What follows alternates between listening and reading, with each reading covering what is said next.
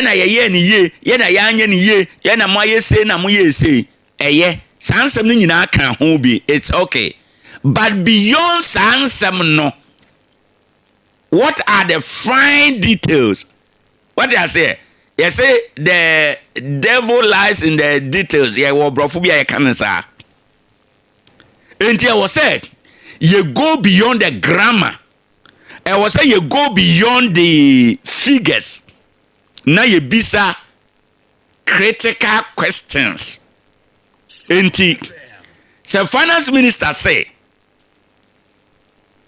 contingency fund no tabo da so a die ne ma tabo no beda so why ne peja asem e ma tabo beda so na ye die asem ti e na tabo beda so eno the finance minister wa ye quiet wan kan kire obi a wa kan tra enti di aka no eye me ne wo Ghana for e na ese yebisa aban se die na ye ya contingency fund no tabo beto so now ye ka se contingency fund kura eye den fund a contingency fund no eye fotuo bi a Ghana amamuo humra constitution no amakwan se yente sika bi ntu baabi na say sika na yeto ato yete e de ato baabi no se atorenchem esia ya fasa sika no bi ensu yiri bi ba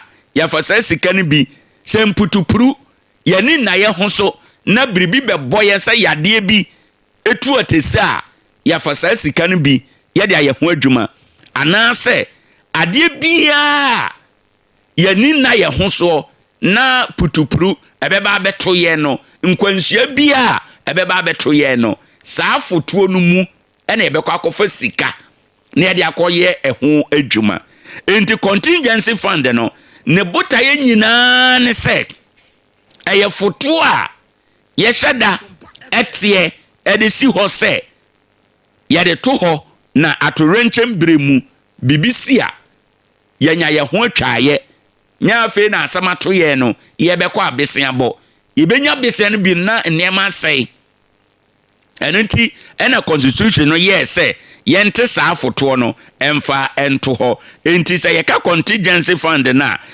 ninchiremu a ene dia mede ama ye constitution no contingency fund is a constitutional emergency fund set aside to enable government to respond quickly to natural disasters, flood, public health emergency, other unforeseen national crisis.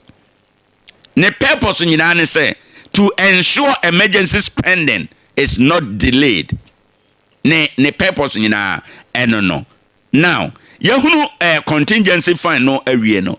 Finance minister kasa emu no oka brofo bi. O say ma menkan ne brofo no na yemfe no eni nkomo. O say paragraph 460 Media Review Budget 2026. Nano yawada finance minister kan no paragraph 460. However, government was unable to access the fund because the contingency fund was subject to a garnishee order issued by an Accra High Court. Underline the word garnishee. Garnishee order issued by an Accra High Court. Finance Minister Brofo Okan ye no. In this Okan sa Brofo no dia. Sa Brofo garnishee no. Echere saying. Say ye can garnishee order. Ye court order. Ya eno eboama onipa bi ana company bi. Ekoje nsaman. Ede betu sika bi a.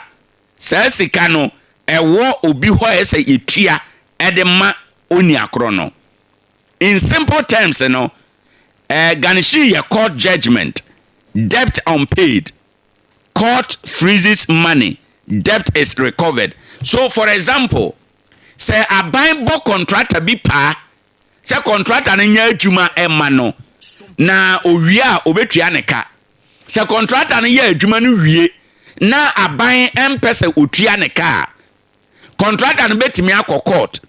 ɔkɔ court wa court no betimi aka sɛ ampa yɛhwɛ mu no ɛsɛ aban wotua sika wei ɛde ma asumasi na ɛsan sɛ wonya ntuaye no nti no yɛde tabo bi ɛto fotoɔ wei a ɛyɛ ɔman ne deɛ no yɛde tabo bi to so kɔpem sɛ mubetua nipa ne sika ama no sika na egu saa fotoɔ no mu no muntumi mfa mo nsa nka ɛkɔba ne saa ɛyɛ garnishi order enti ɛno nti na me ka kyerɛ ɔkane sɛ ɛsɛ sɛ aban bɛkyerɛ Ghana fo ma yɛhunu die ne si ya garnishi order no baayɛ hwan na de asɛm no kɔ court ansa na garnishi order no ba na de asɛm ti ɛna nipa no kɔ court wo hwɛ garnishi order no nkyerɛmu a me de ama ya saa 3 questions na mabisa no it becomes legitimate questions a ɛsɛ sɛ aban ma yɛ nkyerɛmu but finance minister kan budget no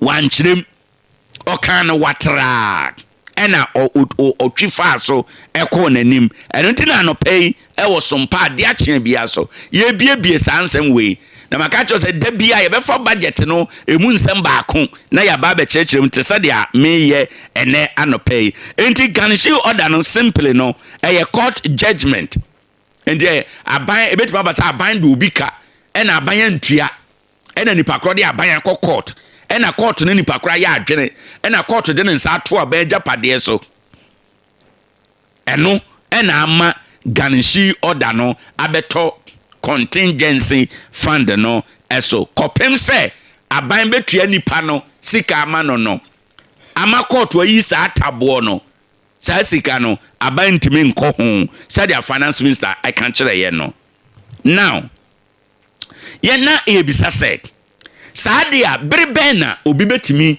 issue court bi ebetimi issue eye garnishi order ebra court betimi issue garnishi order generally no eye se obi ni aban wo asem na odi akọ court what I say when there is a valid court judgment odi akọ court na ye di asem na wadi bem na se ye tua no eno ye betuma issue garnishi order the judgment debtor fails to pay enti say ya aban ena de contractor bika ena ontua ye na contractor de aban akọ court a eno no say aban ye na dwen say ontua ana ontua ye enti no in that circumstance no aban court betuma issue garnishi order say kopem say obetua no aban wade we untumi mfa wonsa enka. Then the judgment creditor identifies money belonging to the debtor held by a third party. Enti ebetuma ba say bi kura na nipa no ni sika bi kura da bank say aban sika bi da bank no nipa no betindi na ni asi so say kopem say obetua mi sika ama me no momfa tabonto ade we so niema we ni bere we nom ena ema yetumi eyeden issue court betuma issue garnishi order ewo ho enom eno ye ade baako na garnishi order no ewo 2 stages garnishi order no ye wono mpempenso mienu de di nkan eye garnishi order nisi ena garnishi order absolute na garnishi order nisi no eye temporary freezing order eno no ya de toso from brebi kopem brebi na sabre no parties are given an opportunity to be heard eye garnishi order nisia ya de toso temporal say ya buy ne contractor bia me de buy ne contractor na ye mfanto ho na wahunu na watemase entem say ya buy ne contractor bia eno no ebasa say ya garnishi order nisia aban ne contractor no on betimi akotena se ewo fitiem na yesiesie yentem nti ase ye adwuma ye betimi akọ na yakoyi afiri ho ena say ye garnishi order absolute a eno no court no confirms the order money is released to satisfy the judgment debt eba sa de a court no betimi ama order say sika we ana foto we munyimu sika emfantua asumasi ana obenten eka ɛwɔ hɔ ɛnom nti the two stages no ɛyɛ garnishi order nisi ɛne garnishi order absolute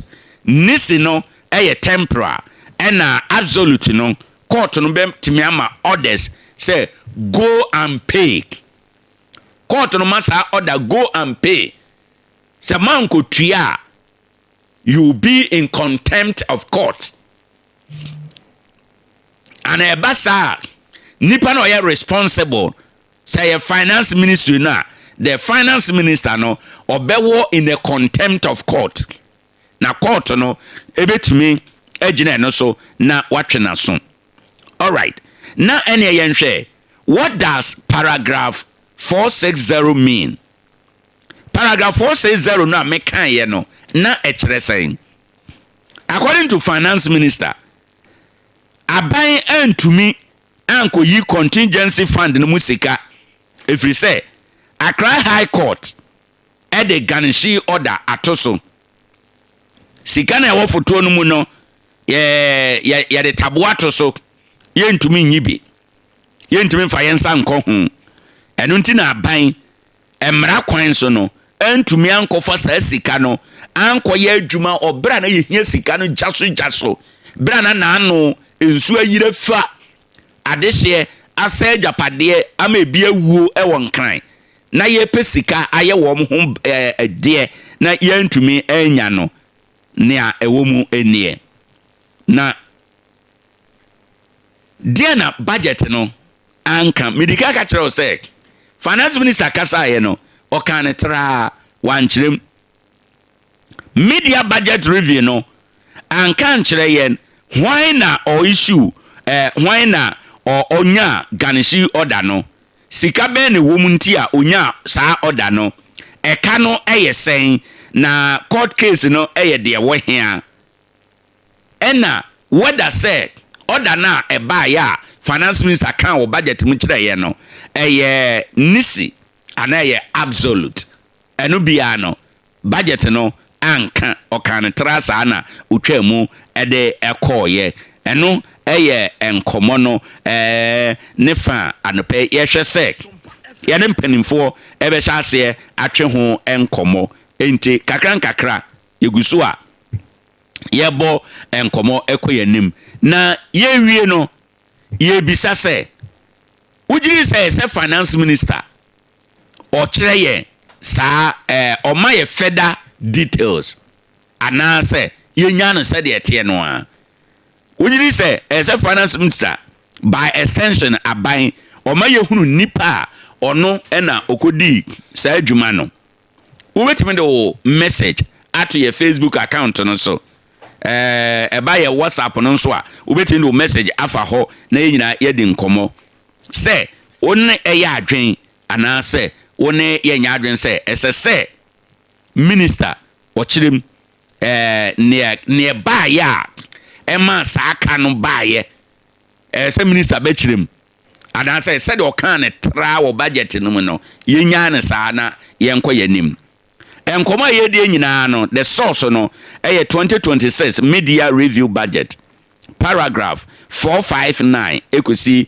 460 and afe Ghana 1992 constitution article 177 clause 1 eho ena ye de nkomo yi ya wie sa ansem yi no ye be hya se ne yakwa ahoma no so ne ye de nkomo ewo ha oko Techiman north nso a Ade a MC ne MP over the weekend wo makotwa ahoma mu suku adankora bia wo masi ya bia no ye behwe ekwantom na yenya ho kwan a ye bekọ ye bebi sa lawyer for na adwen kyere ewo nkomo ehu ye bebi sa lecturers no nso adwen kyere teacher for kyere amanyosem no ye bebi sa wo madwen kyere ewo nkomo yi ehu na yetumi akọ yanim ade akye na adekye bia no enemu nsem na nam enti ade bia akye a sei ena ye dwumadie no ye hwe oman mu nsem na ya kyerkyere mu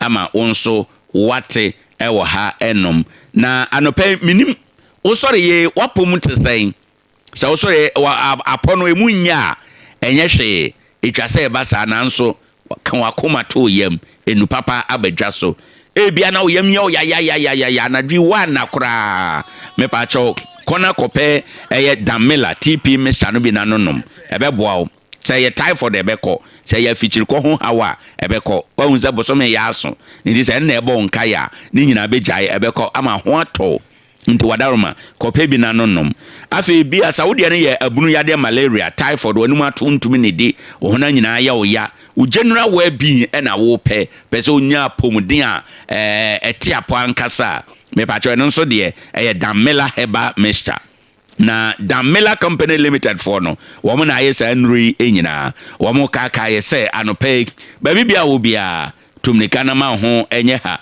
se be ya ebetumi aboa na wanya bi wo pe wo mu no bi ato afre number we 0256 867 964 and I say 0546 439 944 ko pharmacy bi e ben wo te say Kubade Scout Pharmacy, Baseline Pharmacy, Medilife Pharmacy, Abibidro Depot, Nanatri Drugstore, Limos Pharmacy, God the Sab Pharmacy, Jar Art Herba, any pharmacy shop where Ben will be just to remember you say, Sadrino, a Food and Drugs Authority approved. In this Onya Bia, a bit me aboa, ama Bibia aye kama ede amount. Anope uyisu card. Ana afidie bia ewo ehia oil ene ne keka ho a ubetime akọ Goyle Bankoma Estate ye ben Akina City Hotel ewo sunyankwan eso aha ye ba bia wadaroma so utumni kana oduru ha enoma ebetumi aboa na wagya ni nyina ebi ye ton super no SP91 ye the additives afrafra mu amena ye kama and a super SP95 no the highest grade ewo yentemu ha enuma ebetumi aboa ama bibia atime akonkan de amawo enti yenhye eno enso se be ya ye no betu anamo diesel no XP na eyi efin ene kekan wa bia free engine no mu wo de car no twa kwantenten kra na akoba unya akire ha obia enti wadaroma eya na wahye no nso se be ya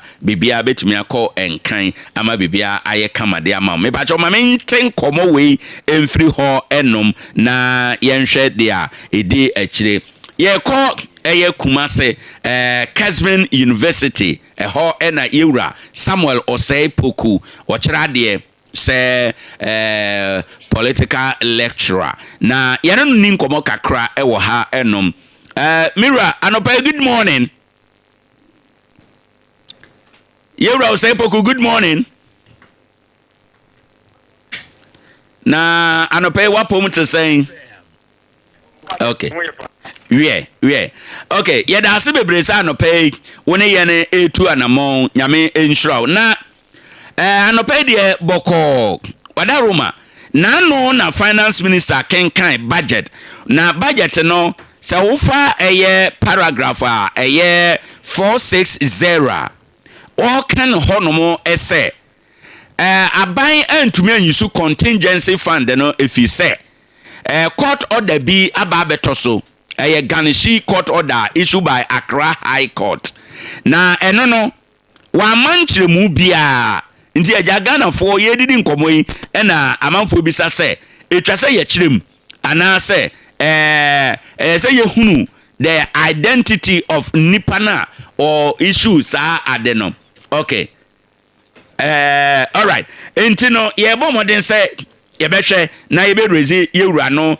ewo ho enom na ye bisa sansemi wo mo ekira amanyosem kwan so no sen na ewo se wamusi aban ekuta asemi ekosie ede efa enti no yenhwe waba Mr. Poku yeda asese wasan ababiem budget a yekenkan na anu finance minister kire se aban ntumi amfa sike wo contingency fund mu anya adwuma kire se obi ede tabo atoso obi ode tabo atoso so a wankire mu Ghana fo bi asem ne se etwa se nka aban akire mu Why ne de taboto so de ne bae ne de keka ho me pa cha mu na mo kira man yosem se Ghana fo bisa ne say ya a legitimate question ana a needless You mean that's a provincial equivalent? Right.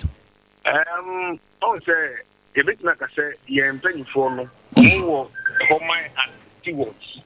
Like I say, stewardship, just say, you may be there, they actual monster.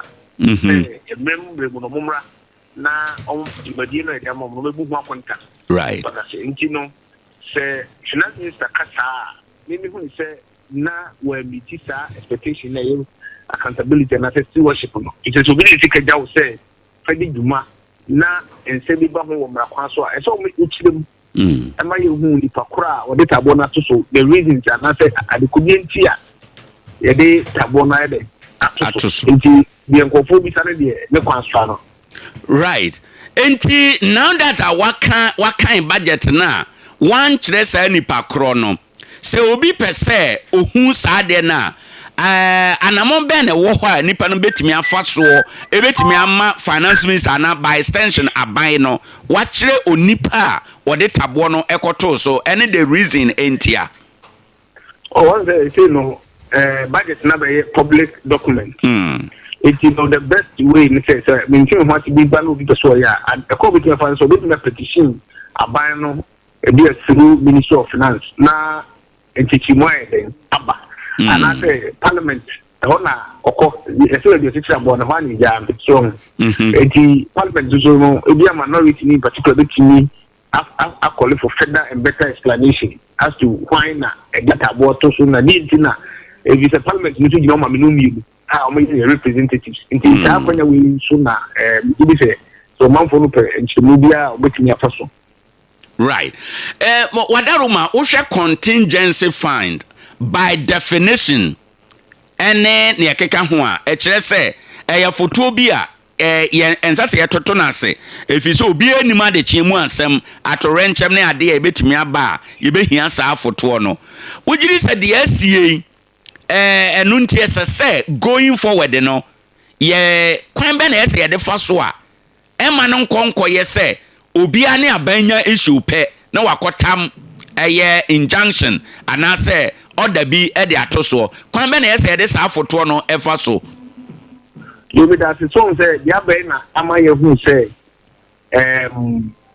contingency fund no enye so easily accessible to say e dia bit ni e dine da so no crash say and e say so bi data bo ato so e say e ho na ho sa so it you know it is like bit me say any situation say maybe bit me akiri pa ke be gina mchize mo no de beba right any and could be obi so ti bi tabo e dey eto so we can contingency fund there it should be untouchable mra you hear say scam so but say it's all my call and we hear mo na say call we should be na say you piska na say yes ka so it go my you but I na could be change na so be as ade na ke so to match ide ke o chiru na woni ma de kura e bi ade no so it's so serious say after that you can continue money to buy na it me ehun kwan ya be yi sa ne ma no afri hon enti wadaruma now that tabo eda contingency fund no so no a policy risk ama Ghana yentiye atorenchem bi sisi a ye ni ba bi a ye de yensa ekoso na yayi bibi e de ahwe yen ho ana oh pepe but the be am ka se Ghana no ye manyame bre so because we are near Germany abra ya to bibi din say contingency so the question is in the first place na the Quran ye tema obi de tabo ye de eto so na it ni ba bonten so be kan na say be chiri musa kwan so enti say the chiri am no ka say die sa de bi si atoye bi si na se pe ika e de di huduma e say be de mo mani nyina o eso so no enka me ka say o mani nyina na ya bobo set kana ye de ato wadaruma wo kan say minority betimi abisa ho asem wadaruma esese ye bisa ansan na wo ma kire ye mu ana o se nipa na ono dia de betu dan wan kirim enti se bibi na be pushi na mana ye abekire be di ono no wo butaya enti no obeka ho asem no wa ma yan hu nchichiri mu ewu ana se dia na ye bibi kure suma na se si e fa sa asem no enti se bibi na ko ka ba fama na jibe de enti na meka se minority no so na ye opposing party o mo beti we pushi and I say dear will be from opposition side in between your petition.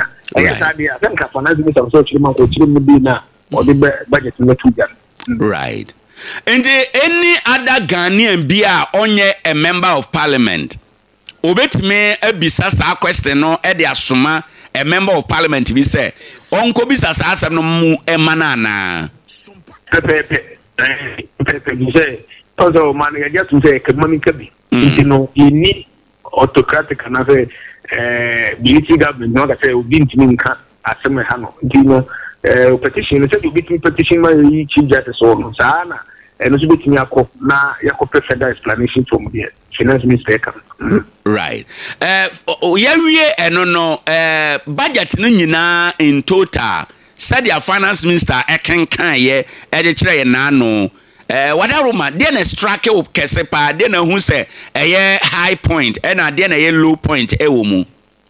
Oh, one say about economic management microeconomics na inflation ne sa bigger in the we can get a banner in terms of stability, economic stability. But there a whole low side for me no budget be be I am say employment and no in so mo e be nyai because say obia o mem no omutumi adwuma eye no omudi ya e moma no economy so but we budget na and say be me and for no can say 24-hour economy, you know, it said a true reflection of budget. Right. And we would get 24-hour economy, not than a 24-hour market. So, to me, the concern by the high unemployment rate, especially teacher training, nurses, one year, the be almost, I think about not many home more. Right.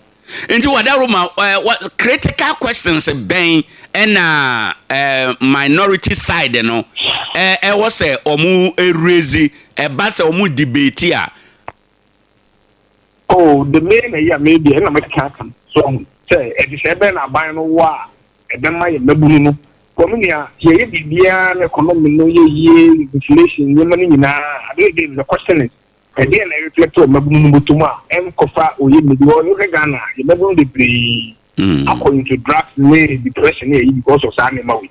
So, if you put a question, the person will be some things, you let me absorb it high rate of unemployment about money and plan here. Right. Mira, I don't pay a better civil name come out 1 year day. For any out ye era Samuel Osepoku or Chere Amanyosem ewo Kesvin University na yakwajena adventure or say budget na de yehwe niema ma oman sikasem toto ye niema nketenkete ma oman sikasem toto macroeconomics na de otumi hunu se ene de aban na bo ho moden na ba bia aban no akakakra eye kwan obefa so ama mabunu enya adwuma aye eno ne ade a akakakra ohwe ne mu se mabunu no aban no betumi aye na wom so enya biribi aye yeguso ayedi nkomo no koyanim on this same issue minu no betenance yebedi nkomo owura na bie ani ade amaye ose yedi jawa na yedi asoa eye oman sika amamuo ye omanfo no sika ena yedi amanipakuo bi se monhwe so mayen enti no se ebre bi duru na obebu hu akonta akire ye de a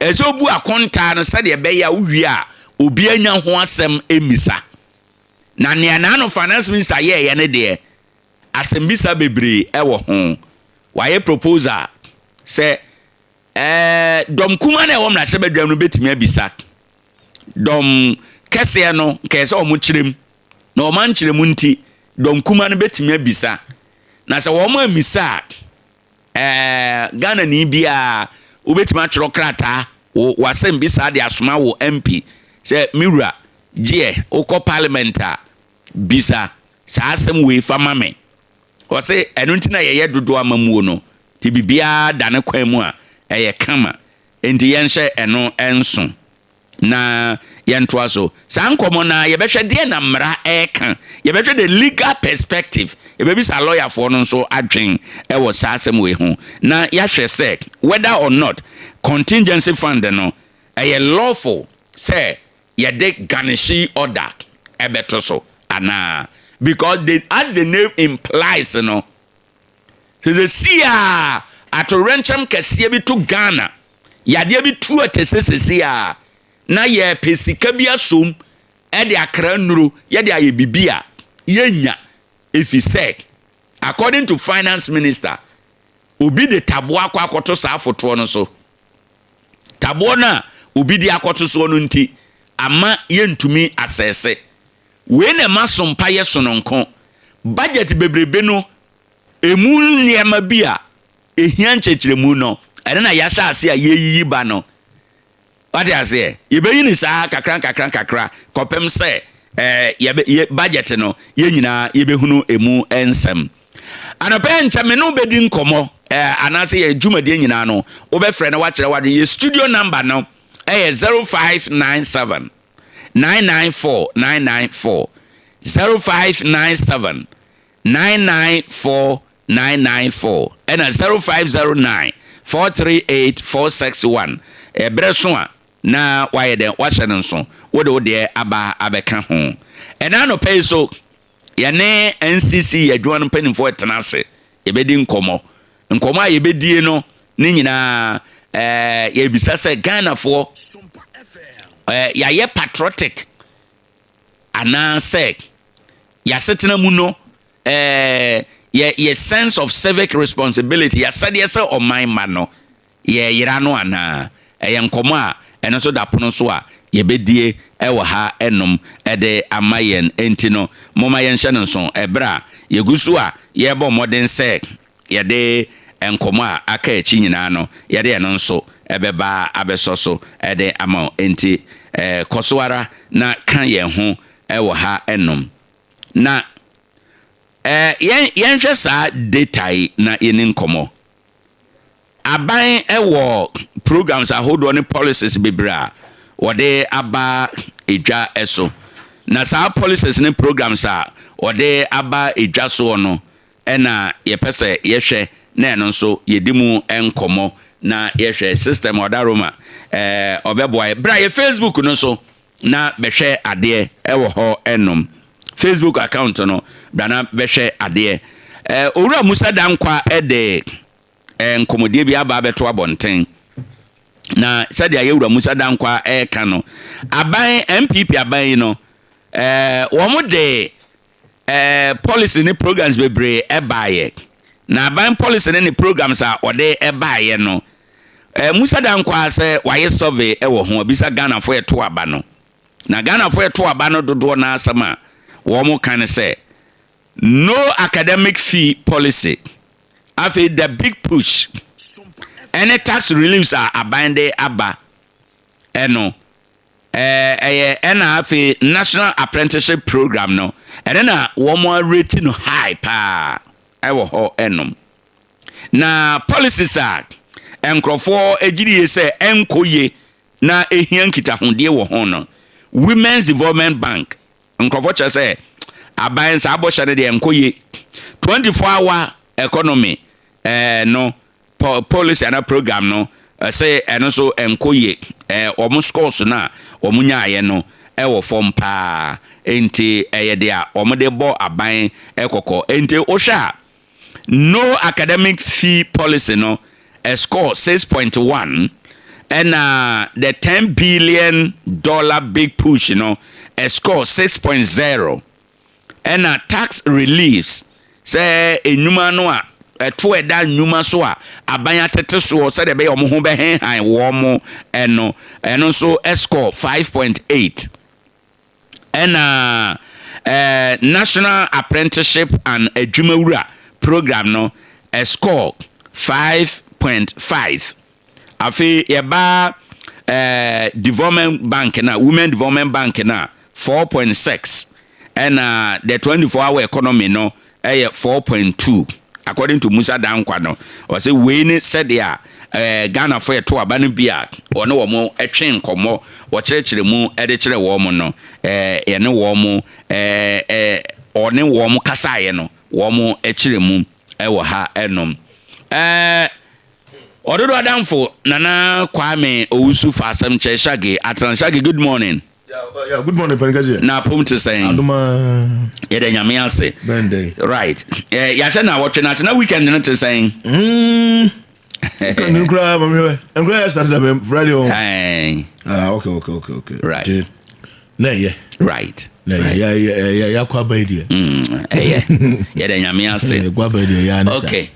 Right. Yenhwe budget na yegusu a yedidi enkomo ekoye nimu ya na yene owura o say pokotwe nkomo no okay that issue no a yedi ho nkomo no ewo budget no emu page another paragraph 460 eho na finance minister chiremu say contingency fund na nso yiri fa nipa won kran no na ban pese ordinance abo enya contingency fund de ye adwuma but unfortunately no when to me if he say na obi di tabo akoto so the question is say ansa na obi di tabo beto so no e kire say aban de obi ka enti anope ma take it time a kire ganeshi no mu ansa na obi betimi issue ganeshi court be issue ganeshi no e kire say bia mede Shadrach ka na kwanya obefa so anya sika no aye say ne ochina ndi so wo ajapade bia na makọ na court de nsa akwakoto sa ajapade no so ndi edo bi na nipa kro de aye aban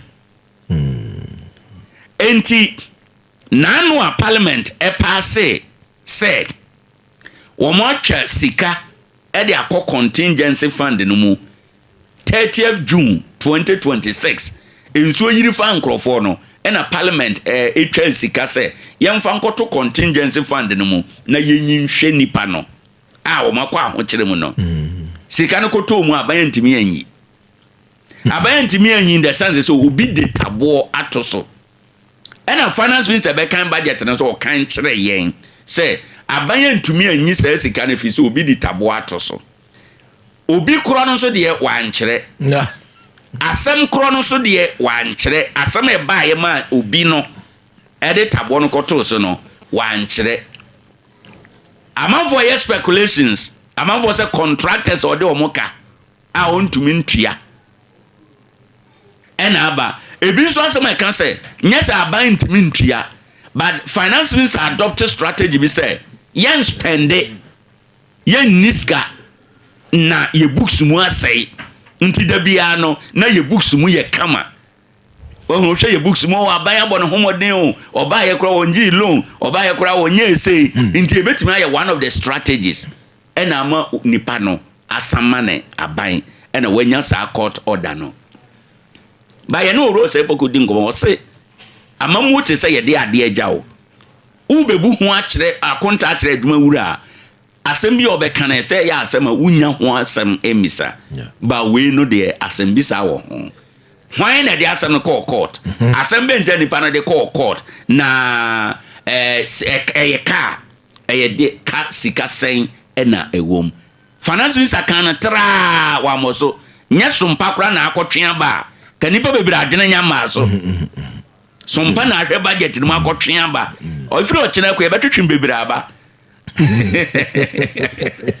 Mami ti wa drenchre. That's Eduardo Pasedia. You me can say open baby you be more good a year. I had a suit. That's right. That's what if you do because baby as you corner be do free no. Sure. And in Tukuru we want to train some na pino. Ya na eboa pass up say what senior ma wo man mu pa dia. Abusuan ya wo fidi ne tambia ba na ha that's say that to us. More I obi abedi information center or afai live. Okay. Wo mo hin fan. Ekumsad mass. That's right. Bia omo se di omo le useful group. Nti University. Okay. Yes, why information center come pa one dey so panko an dey. Right. Onfanko ba bia. That's right. Yeah, that na say. Very good ma. Ye ntia omo pa. Na we say budget we angasa. Se ofa kromu a. Na uti from now head and crofo ka budget no dey finance minister we say now make say nka we reading fefefe o ana o maka borofro kama ba se gunya daje na se de wo kan de o kwotwe wa pensem mu wa pensem o tu hu se budget no and reflect e wo fam se nipa I don't know minimally what is ska so we made 100 cities to 200 cities not also say minim from my trees can the call we did a short time not show it seems who be scan fa and I win say dollar no so peja dollar na e peja no so ntino say niam boss kwa na ekọ say fu no aduru 15 no baby 15 baby 14 yeah in fact so serious now him to say budget dey ya wo kan hye ya ye dodo ho asukoi right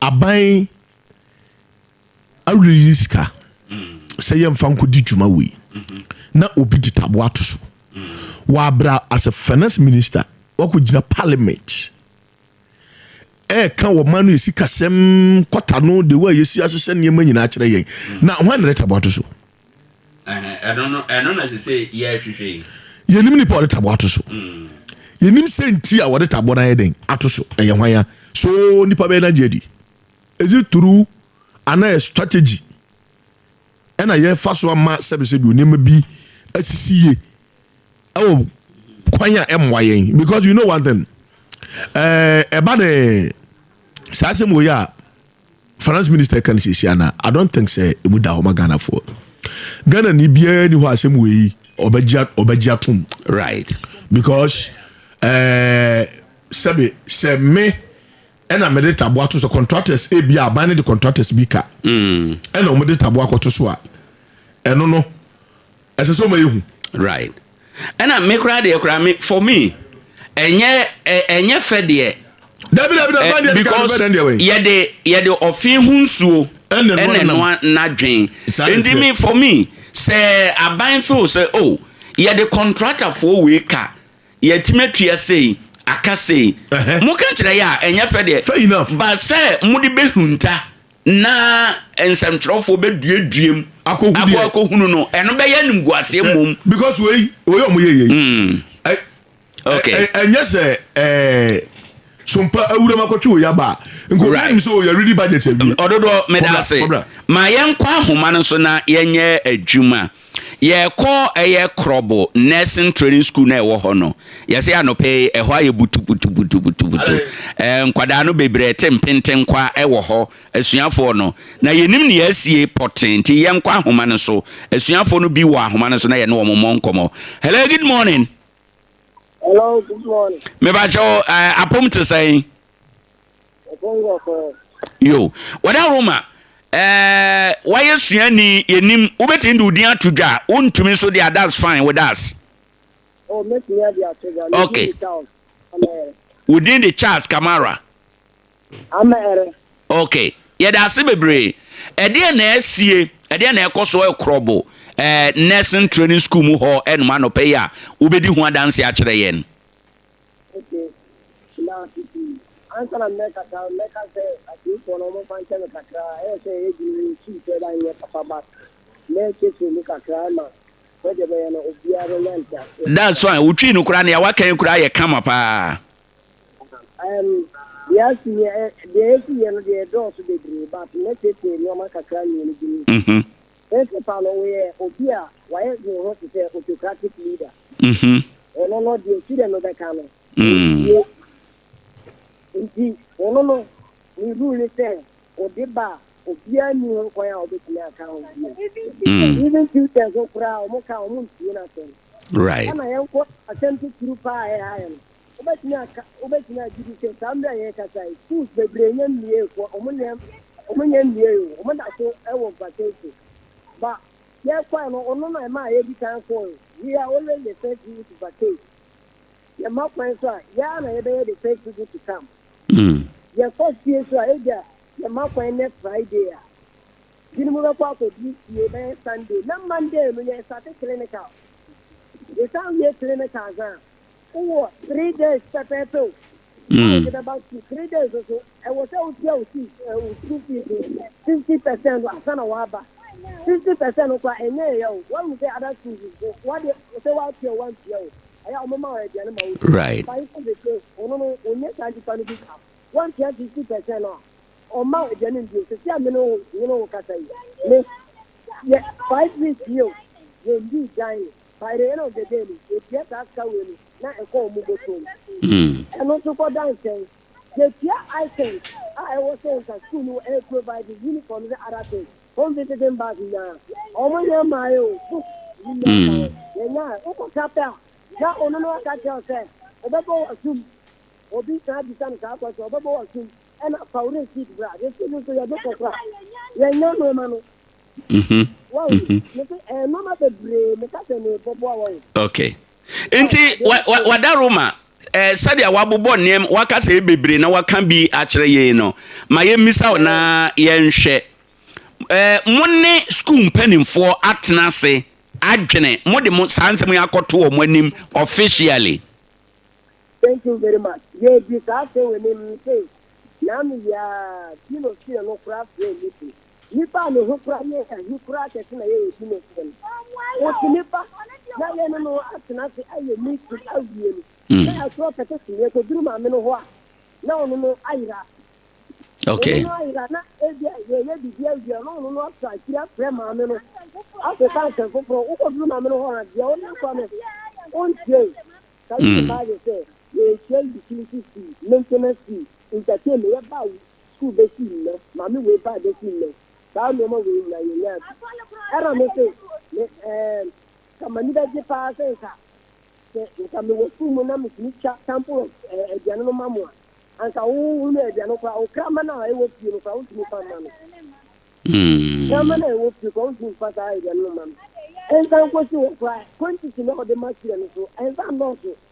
Now, you can't say, oh, a gentleman was that say, breakfast, really breakfast. And I say, only breakfast also will be. And then my quantity to go, not quality to go, a piano noir, or things I could do, not a 1 year, from my no papa. Now, Mamma cannot pay the enemy. I bring my man and papa. I just see 1,700,800. How much see? Then, me and I is an Indian. You weigh your cotton hour. Okay. Now, see. Enti wadaroma mode mo consensus ekoto nanim no e na school authorities response be na school authorities e de ma mo my response dey I mechanic say you I want to say o mate o my na o nya see the say I say we see na nyem no it say principal we buy okay say kai yawo you know the you say I want for you ya de hu sa na yare sa ya so and na dey now say na you da di gen I just say you na obianse yeah how no and yes you don't know obianse okay and then you down I can be town na area unim say ube dimoti senior ube dimoti odia na ube promote odia I was say promoting in time let me find who say on gonna need. Okay. Mama troll attention and say o much number obi aye registration now you. Why yes what just say back to what the DRB. I never tell me what for throw you exam. Now man say no o mo let say o mo ntimi throw. Okay, enti minua ne atie nie wadarumo say school honom no wo say mo de mo issue akọ authorities anim ba munya solution bia school hono say mo how ahodo bi wo ho a channels ben na mo fam ede solve mo grievances no na ojiri ye say mo exhaust all the channels no and I may say your communication of channel if me America say e bia em fa na say me hostel prefect we are hostel prefect yes okay if you hostel prefect you hostel chief so I can say information there e fa hostel no they throw them out hostel teachers now hostel teachers and the person now for ma administrator na administrator no ade amadin na edia dinu anadi ndaka ke administrator say on fan kwa ma principal me say e ko dru principal wa on te ho me say ma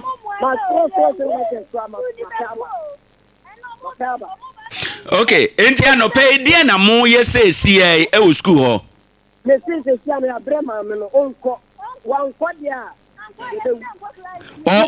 onko yin fa yeah that woman you changes my come a minister of health what to say so woman you changes my idea and the lectures fire cut the lectures okay enti se utwa mfoni a kire ye na ye ni school honom de na ekoso school for no de na esie omo bonsama mo omo ye den poten school for no dia ya kan ro sem ti ya de yina ya tia sikwanso a ye ko Techiman ya be duru jama ataka tra kwa na ya duru we me traffic na wo jama no okay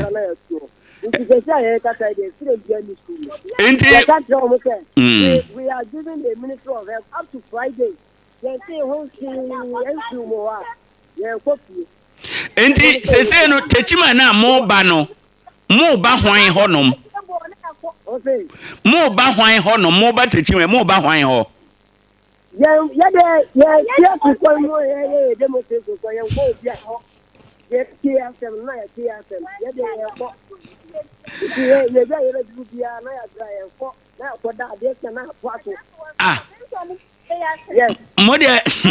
mo ye mu demonstration enti na mo nante na mo bra na mo jae mo akoda kira na mo san beto aso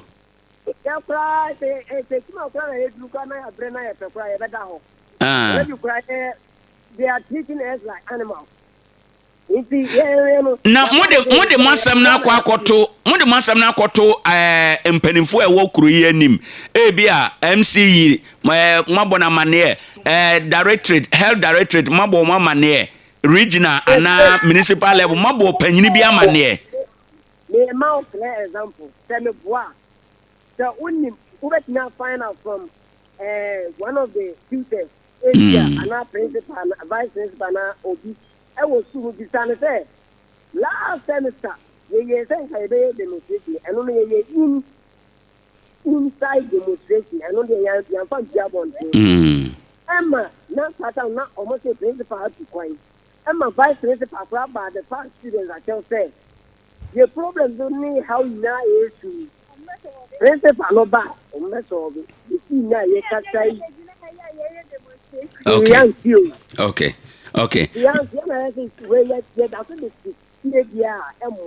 me da say prefect wada Roma ye no wie men kate line no gina so producer no wo kasa na ya hwe kwan a ye be hwe se benya principal no ne mpanimfo bi number na ya follow mu issue no up e de amamo awai yes all right yeah that's into the gina so okay abusuafo na kire se asuafo a ewo eye krobo nursing training ho enom wo mo issues no de wa wurago ho hwanyan o say no nti wo mo de wo ma sigro mo yam demonstration say o mo bra na o mo akoda kira na o mo to aso I think say they need help.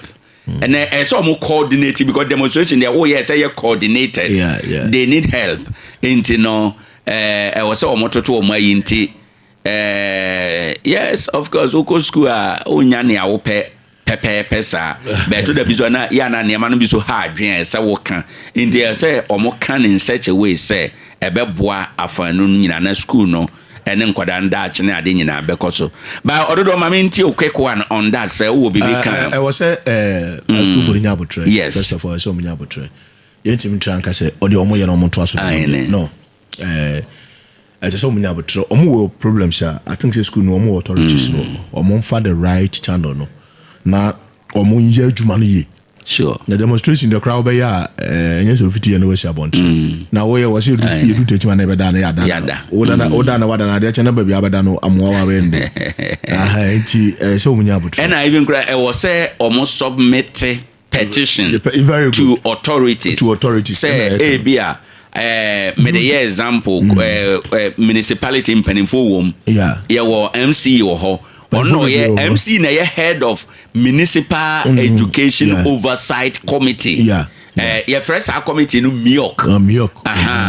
Inti say health for crowd disappointing. School authorities are disappointing. Health are disappointing. MIOC chairman MC almost ho obetimi de krata alcohol ene ade edru near den kra obetimi call beyond the municipal or regional.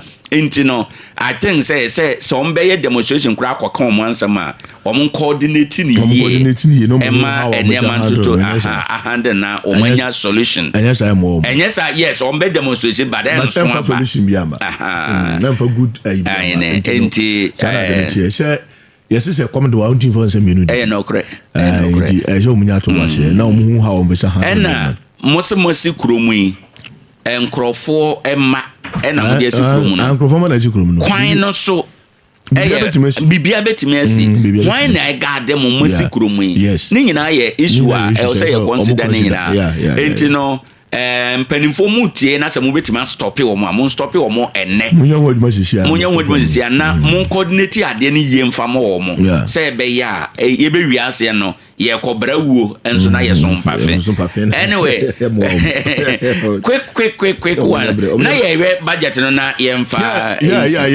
na ye budget no is na ye duru ba bi akwete say the finance minister ko boss yi and na fe na me yaje agric minister sem no kan die no say sika yi twa say nka emra agric sector no amba all because of say na say the crowd do mo sha to so yi na ka hu bi enti ye be read the budget na no hu ndi ama ade no reflect no na che say bibi she ho but ye mpani for ntimi nka right on say e ba no say ya ko read the budget ye di sika we e kwa education sector ye kwa kwa se nkora be ye aduane edi ye kwa kwa se niema betuto yi ye kwa kwa se we be ku wi na say ade be china de ye ka no reflect ye hu a na it tells you say ene na bibi se baabi enti the finance minister boy your born trasa wo jane sa no say ye expect say nkatere no mo ho akere wo mo nka nsushiri ni ade ni ye be do mo but aban no scarcity manko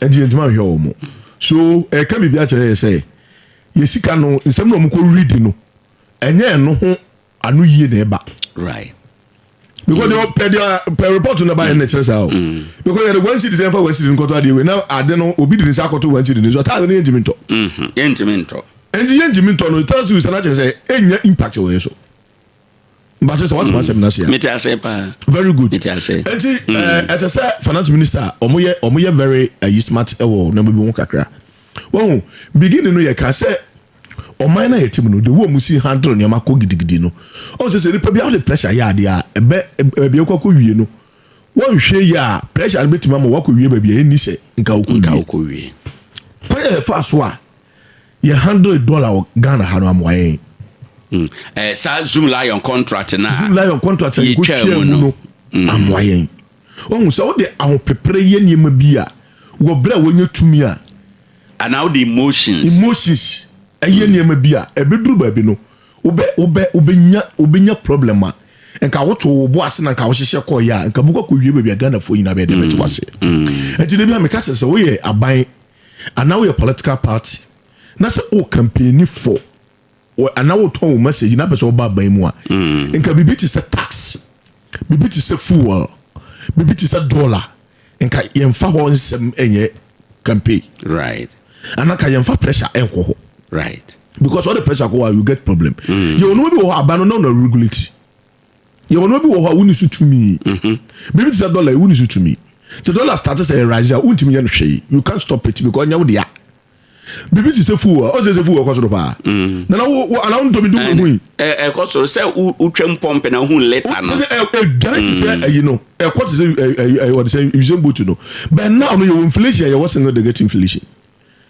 the GDP ni eniema nyina the finance minister ko kan ni nyina gina ye eno na me say poku kana no pay say ebra so say e wo say ye aban no ema na de ye no eye emuda na fe samfa so no ye in the gains no utumi mane dead woni pasitinem because you see Ghana ni ya ho enye say ye kan say no eye very serious obo the Ghana ni ayi din no Once again for you D1 people for no not Jared Ebaneso. Because you can't just tell us say inflation was single digit, which is 5 point something. Shababia and they said GDP ne one ya can carry be brave and they go. But me were petrol no rise. So when you say GPR to you for ne one pro to one almost our mutim so say almost on person to first more 30%. I know. And the working can hear papa and go to my day. Right. But what I say, Zoom lion, who could Zoom lion my day? Take your time. Because you before be no way the solution. And now yeah the Sikanama assemblies no. And so baller. Do you have assembly with my I want to me see this is bien obet matana krumu aka say obet my employee ba mo practice Techiman krumi na tu omoka. On to me. No way. What I say? I did why you the bread and a yo. Before we use Zoom lion free one. No one say when you proper placement here. A bit me a solve Zoom lion problem na na one. Okay. Because all your country Ghana kakrakai. Na omo proper you krum nyina we say me twa contract pine just like that. No solution. You fa bibia me say ho. A problem. A problem because you see a turn anui. You say will be a complain say a fee even president himself can say a fee na doso. Right. Oh, a fee na doso ya tutu we go get them ye de ben ye prani na no one pra. Na me your ba ha be ka say a who Techiman. Ya o man pro depa 40. Techiman kakra. Techiman kakra yo. Depa 40 de kra no. I think say omo pra omo edwam no omo pra. Edwam no omo pra. Nanu ya na nanu me o Techiman organize a clean up exercise ya omo yi gata simina de na o fi pa e wo kru no ma. It tells you say it was say we are ban abaya de atobo as take your time. Right. Into there for you. Aban for me no. It say this is the time it was say aban no omo you. Okay. So omo you are. Obi ebe mu say na ti o. Say I don't know a one. A two. Now no yenti ase say yesika sem no enye de ye ka no ye na yehu. And a mobile for one young one, a boom, I got a hole. You business people, yeah. Say, drama for two idea women. Who didn't drama for person to know? It's not only the fool, and I'm a drama for two a yimu. I'm almost per personal. A quote.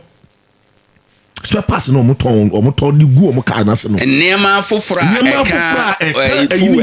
no air costro, and no sooner yadia mood. Let's a cab tie back on paya. Urim back on bua. You know, that's your one, so back on tia, and yes, and catwa. I don't know. You know, that's you never get a spanner code. Oh, and yes, and catwa. It is not only the fool. Okay. It is a bar a baimu. You should know how to handle things. And you never been a year for pam. Because we year for solution men out of the show.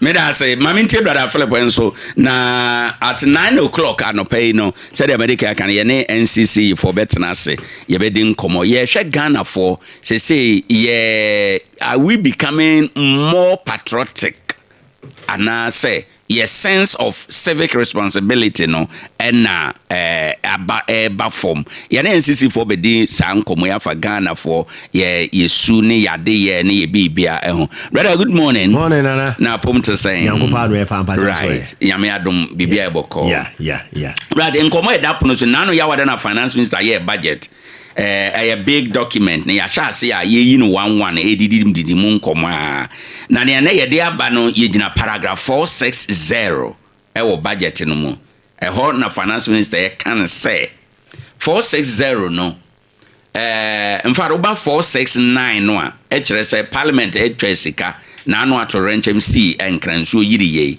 parliament etwa sika say mfa nko contingency fund mu na ye mfa nhwe womo akwa ahohia mu no but finance minister reported to Ghana for say sika na parliament twa ye nyina abayantima anyi so efi so obi de tabo ato so ba ne de tabo ato so no wankere adekode ntema nipa na de tabo no to so no so wankere nti amanfo ye speculations na court no de garnishi order na ato so nti anopa ama ya kire garnishi no mu bere a obi betimi de garnishi ato bibi so bere obi betimi de garnishi ato bibi so and say for example aban the contractor bi kana wontua ya contractor no betimi akọ akosiki garnishi order e de ato aban foto obi so ti ama amanfo ye speculations say e bia na aban e de contractors no bi kana ntimi ntua inti e na ma finance minister akan ye bisa say finance minister can try with that explanation bia is that the way to go and our best practice actually saying and I made us pi yabechia yana na matra nkonya o si ade ya kumfia me otoso nan right aka mo PC no Techiman mahene ene eye nana mahema en nana no nyina ya chia o na ya fe ya chia pan masofo ne apan muslimi fo no bibia oti na no pay Ghana asem no ya na o be kan won say baby o si ya na ye hye ne ma si firi no ya na ye hye ase mfiri ho ena Ghana no so no ya dwene mu no ene yikura na ya mebo NDC amanyoko na baso awatimi aboama say people are forced to somebody you omadwene omadwene yo ne ma ho in a sense that first no omo makọ Achimota Prempeh College ne sa school so fees so ye big no no mo adwene mo de nante ete Ghana ha omo makọ Yale akọ Oxford akọ sa schools Ivy League universities no so o madwene enti Ghana na mo bi kura tim ko sha buruchire no kunya certificate o Glasgow University of Glasgow kraba obi kura na bitia ye adwuma ne pa ye hu aburuchire certificate na ye tudi nachi by ni na bo ndi si abaso ne se omo no obi bia o mu bia no omo pe kwan a ombe contain no and before her at a point in yana mafo nse na bookish ase nwoma sem ne mrasem ne akesesem no na eya doso ni nyina ya de a okọ grounds na na manfo di nkoma one of the reasons na bibiri kra na MPP amanyuko no won pese omo do mbe dom no obuso omo so omo na se omo ye akesesem bi to omo de nwoma sua ne akesem yi ni pa free adem but with the NDC they were able to contain everybody be who MPB oso e kra se nko anu nam sebe okonomo we krama obawi bi omo pito e oginamu na bi o bibi fo kofo bi obe kono no de vortic akwa kura na senti amani nso so no atwe vortic te basa apa na amani pa na dwa omo nka hwe omo mu gina elections se utie bi a omo kwa utin se nkurase ne de it is totally abandoned that's omo de yi omo firi mu kra enti omo hu se e wo se sa aka omo nchen e ko yi ma de e de ma omo de je ma kasa ne se ba bia o se hye ase firi ne ya ye hye ase mfiri ho one edusi ye campaigner ye jeje mu a timi ke kan ye pe but unya be di akonwa na no hu se serious business ne de na wona mo no na eye concert emfa enti two ye woni ma bi wo ho no ma e se kana hyase ni free primary school ne kola ne de tetu omo kakra right now we need to have a plan because life no your niema miensa your short term your medium term your long term na utim say short term no ye Ghana for de amanyo for de eche medium and the long term enunti ena sa baby eye project na o free ho no ma the next person no oba ana government oba ya on to aso no because it's all about short term into mu ina se project national se wan wi a okọ ya na project naka e no oba so be so no so ye bibi se ade ne be wo ho na obi aka so ono na ye enye sa wonya bibi nka but I believe say we need to grow above all these things because niamani bibira ye ka ho asem no ni nyina ahyase no enya bra nipa no be di MP right nya brain pan be di minister no de ene ye the pinnacle ase ade ni nyina obo no tofa na be duru so ana yesa ba na hyase nyina de osi ne niama eyesen se no osi ne niama oyo obi a o plan ko akiri odwire ko ohwese obema niama aye atraso nipa no wo sa suma nipa e Professor Mills only he was ready say niama bia du kai obaye DCs MCs ya de ade nyina so obi antana be bi ote kopem se be nya mre na ya ade no oyeye project a mampanyiko for ye bibiri obaye oyeye bi okro invite sebra ko yenko commission because ona o shasi ye ni aba bewie se saa nneɛma we say no ya nto de amanfo bɛka ene de party for bɛyɛ anto antwena nyɛ yɛ saa nneɛma se ya yɛnyɛ ready so man ɛbɛyɛ ezo hemu a de NDC be fira konwa so ana mu fira konwa so me ka kyerɛ mo sɛ ade a omo yɛ no time MPP for be free so no ma yɛ triple and it happened corruption de to oponi so omo de nneɛma totototo amanfo so honorable Collins Dawuda anom ne ade and omo ba yi so many people, so many of them are in court. And no cry bigger than Dr. Opuni and honorable Collins Dawuda Diano. And say cathedral is yes, and so as I say, dear say cathedral say ho, say dear won't be hunu. Say, this are I so no. Gradually, almost to a mananibi. Now I'm gonna ask you any view, but near money be a MPP for year, no, almost was I see a omwe. Also, me here cocoa in a bar. Me say no. Me the president mama come so. I will maintain it because see a parliament in the State of the Nation address. Na president mama catch say me buy no cocoa no. A man just on the teso. But me teso no. Me man say a farmers no. Men to me in so. Inti bia me call contingency fund no. And I me call one fund ko yiska. E be kushi wo mo. Sabe in the first year you better maintain momentum because so we are ade bia law of diminishing returns say ya e ba say remember e wo fam so e den ya be sen akosoro right enti sene kokoo no e ho akwa atwe a ye strategy re be wu kwa mu na sa da che sa pagya e benya mfaso enti se mere mu ye den a we should abandon ten ya kase obi o ye e mom ye dabi sa abran kwa na o se strike because enche bia no e den e be sa pagya. Right. No minerals gold ah. This is gold in here e kon kan. Our panyin agufa do pedu tabi na gold na ye basa o dwama so. Sa oil sa e to bi etimi ye yi e wa na abafam. Enti de na ye no. Nse otimi say niam na bi omo ye no omo so buy gradually. 24-hour economy. Market yes because 24-hour economy kwa meaning the entire linking it to market. My gene my ten ase adwene ho saa say 24-hour economy near linking to market na my gene ho amenti ase. Because market me hu market 24 hours same bia. Ghana your markets dada. Your markets akese. Indeed the only thing say Techiman adwum no ma complaint o need light. Security ni ho. Tibu almost storm ni mo ba na amanfo afa. These things e ho na senke gada. Ni a bifu security no.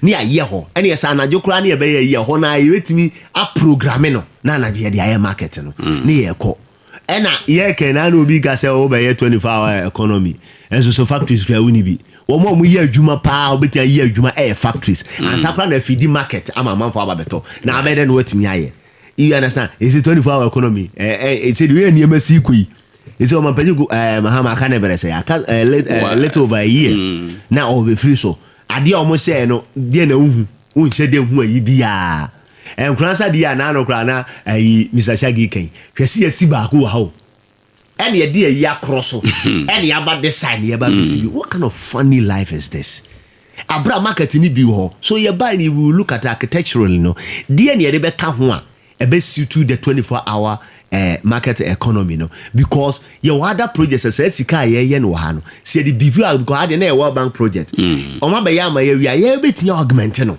ni aye na nka sika na wo we so ke de akoya de fufuro be sa be beneficial ma party no o dwire ho sometimes won't ase back to the budget papa yes okay yes we are very right say so wo so be the tabo atoso dia edi nti no the tabo na atoso it is say na no pabusa very namiti busa question passes BBC na se yenko yi bibi mra eno no because ye ntimi anyusu if there's something eba ye ntimi nkonko ye dia then sa fan da ho ye de ye dia ye den sao because na the okay no if it's about disaster and I say a torrential na bibi and yes ye de ye dia then why na de tabon kokoto so omo de akwa ye den eno na wo see because ade na wo kan no emfa say yeah no say they are consolidated right and any other fund be a baby no be the advance be a get fund any be akoto so dia kebe say are related to related to education right intend will be the akoto so but sa fund no when the be akoto so Dia no mo dia no finance minister ankyere no eno na wo say dia wo so ibu anti wo ne doctor ne kasa oka say wo otumi ya no because senke any other family say education dia o bia say the contractor ni bi wa ya adwuma ana bibi nti no ya ntua ne ka but this fan no obi dia dia akoto so no dia nana emu orem pa anti e wo so oba no san ba bio oh you know ena ne nsem bibire obeke kan no na ye kama pa in fact wo ho but reflection on now reflection na mabani kufo mabani mahama ena etimi chire mpo say omama arrested dollar no they rather strengthen the city the city ni strengthen no the just an economy bi ene ya tailor because dollar no ene detect the economy bia wo wiase right and say oh before where you now we see kan ho ye den de but one thing is if internally no ultimate to niema ya be more of export obey more of internal consumption there ubifu usika na ebetimi ama on the surface nyama ye yo ba be ko deep no na reflection unya enti Ghana dey say there your economy is be Ghana ha by economy need there for the past 20 years ye ntimi and taking hold of our economy obi obebe bia ye we say President Mahama, President Akufo-Addo and a President Mahama omo bayi die yesika no de dabi minim omo ye yom say economic minister no omo nyina omo ntimi hande yesika sem ni yie ade say ibi omo panyi kwa na latter part obi fa kunya so no ena ma doctor honorable yourself ma fo nyina ho you know honorable kojo ban redu after onu free ho sa abre ne wo professor Jambafo ena honorable akoto say akoto wakam oh no kumase ho those days are no more sa squad no anana notice economy no omo yo muni nyomi e free wo ba de economy na ankasa de ye nse danya economic minister bia awaye me di we zoom line ode no nipa ba akwa zoom line wa mo ano pa ye manase azuru me ankasa me nia be na all yes ani nyina no me kan e kira um say no zoom line odwumedi a holding and accusation de ba ye no eno no private and the government no emfa private ne government emfa and adwuma e nipa bi na ye adwuma na na sem se ma 1 cedi na fi say 1 cedi ne nso what do? You come back down back now back for negotiations wako na say yes man na so mpa wona be back say woko kwagitu mu di ana na say me na wo ya ade excuse me na me gitu say meji 1 cedi a sa semba wona me na wo ye no hu ni asem say me pa say me negotiate and ye baako. The other one here, why for? Sure. Why na nyo ne tu omo kai why for ne determine. Politicians omo pebi omo so epe omo percentages. Tadom didi waka biase entiase and the difference am there na akosi. Ball na na emene. Now so no medical kasa o aban o so be succeed dia enema two way dia mahu. One PPP, public private partnership. In this August one kwa be ya emfa say politics be ya heighten no be ya hu se makoduru no wo yes wa be ya onko for kra be say ade na ma but as a private individual mu dia na ni be ko ho ne aba ne be secondly so be strengthening institutions no no supervise wo omo ya adwuma na no ma collaborate with the Nkrofo because the Nkrofo say o ma dwena e divided obi adwene ne seat obi adwene president bi adwene niema enti o mu nyina ehia moa the institution say NCC say o strength om no mo ya adwuma no ma collaborate with your MPs MMDCs no ma bom adwuma di na koso say niema tu so president Mahama yifri na yi mu dia me say ono ankasa ne Nkrofo and be frustrating the next advance of no so no Nkrofo na be frustrating no party for no nyo bia because obi person odidi who see obi na ben hwem Baba mama he ben hwem nti wa ma he no wo di se wo de ko to ade na ade no wo so ade de nti se so pe bi de bata no ho na supervision no koso na ne o ye adwuma ne ho ya nti mi zoom line de I never yo Dr. Papa go sindium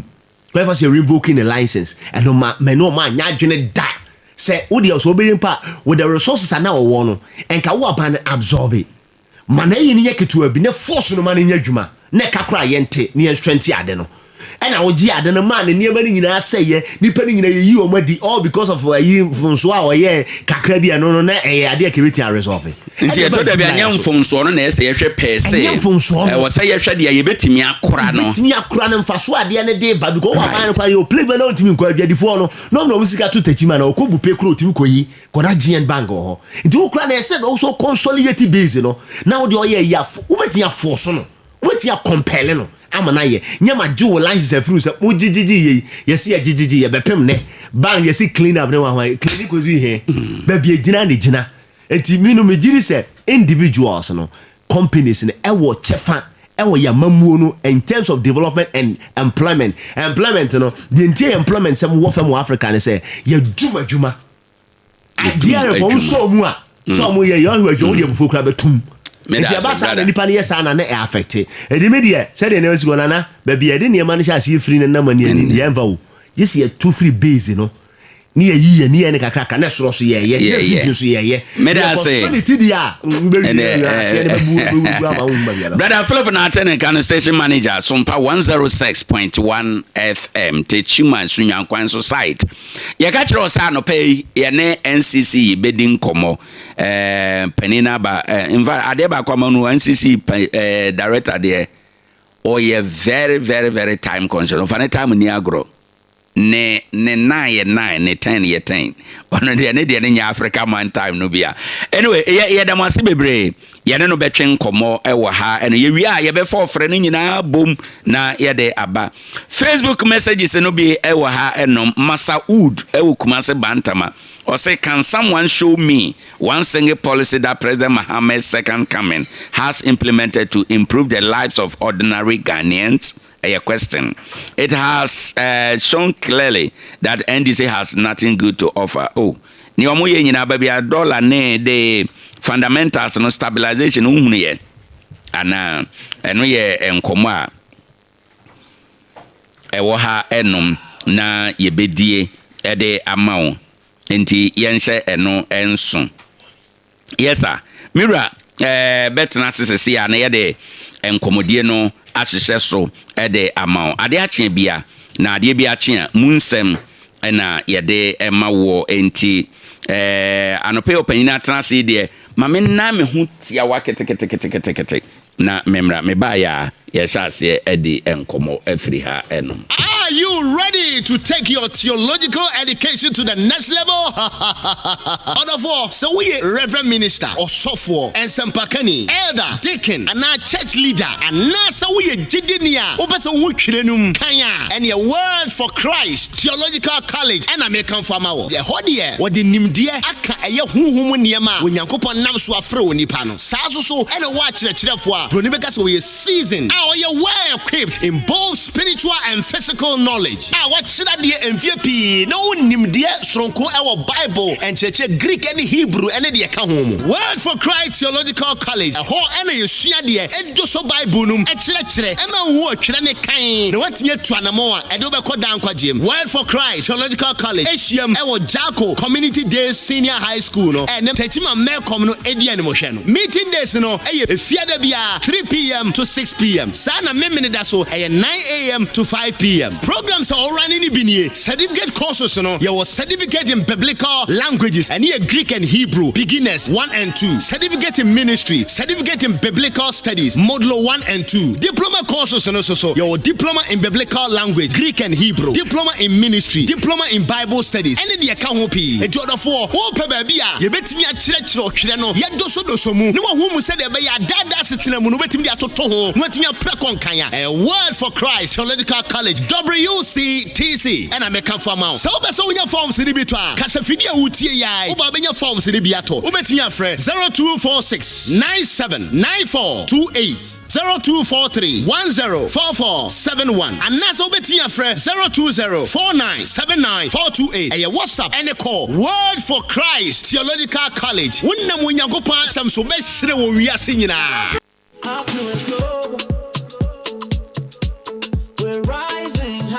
Double Red Rose, Apomudimu champion. Tie, mi bedi Double Red Rose a free affluence global ho danse a trail. Adriani nwanwa so du miensa ene dia bomu aye Double Red Rose. Na eboa na wapomudin sipi sita. Double Red Rose eboa boni pedriano ho ban free yarewa ho na ema wa ho kekanso ekosro. Eye antioxidant powerhouse. Fryancesia. 0242 761703. Na jinchretre mu bia.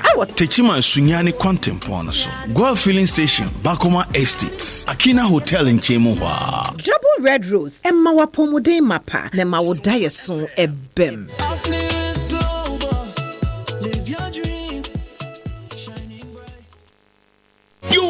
Kwame kwa say ye come India. Media makwadiri mu pa. Baby etimi to emmoa ho niema. Ehwe emmoa ma mo ye enye omaduane papa. Emo mo nyine ye de eye Ogvet Limited. And I say Og Farm. Say we emmoa na opa mo niema to. Poultry fees and a wope. And I say ondu e friend drugs no. Equipment ahudu obi apese feeders and not drinkers. Endu e de wo moa ema yare kura eme how me no vaccines no. Saso and your feed meal. Day old chicks bookings. Wope emmoa dokota. Otimi hwe muamu ehu de ha omo eji omo free yare mu mekanfo Ogvet ene de ama na nuane ne bia yeton ye wo Kujis products ye wo Chime Priest Jubali wo ho Agricare Mash Wheat Brine Soya Bean Meal Oyster Shells Air Crates ena afa nuanu nru a ye de fra emwa na duane ma omo di omo nyini ye from anya pomuden no te fa no feed additives no ni nyina bi ye Og Farm kai se ope day old chicks me chem kokon ketwa yi bi a ye de free Holland naba obenye ni nyina bia to Og Farm and a life natural and a ben ho pair all contempo tamale kwan so kwasija jomo building no actually hwa say afrefra obeti afre 0248685187 and now 0240853720 Og Farms we got your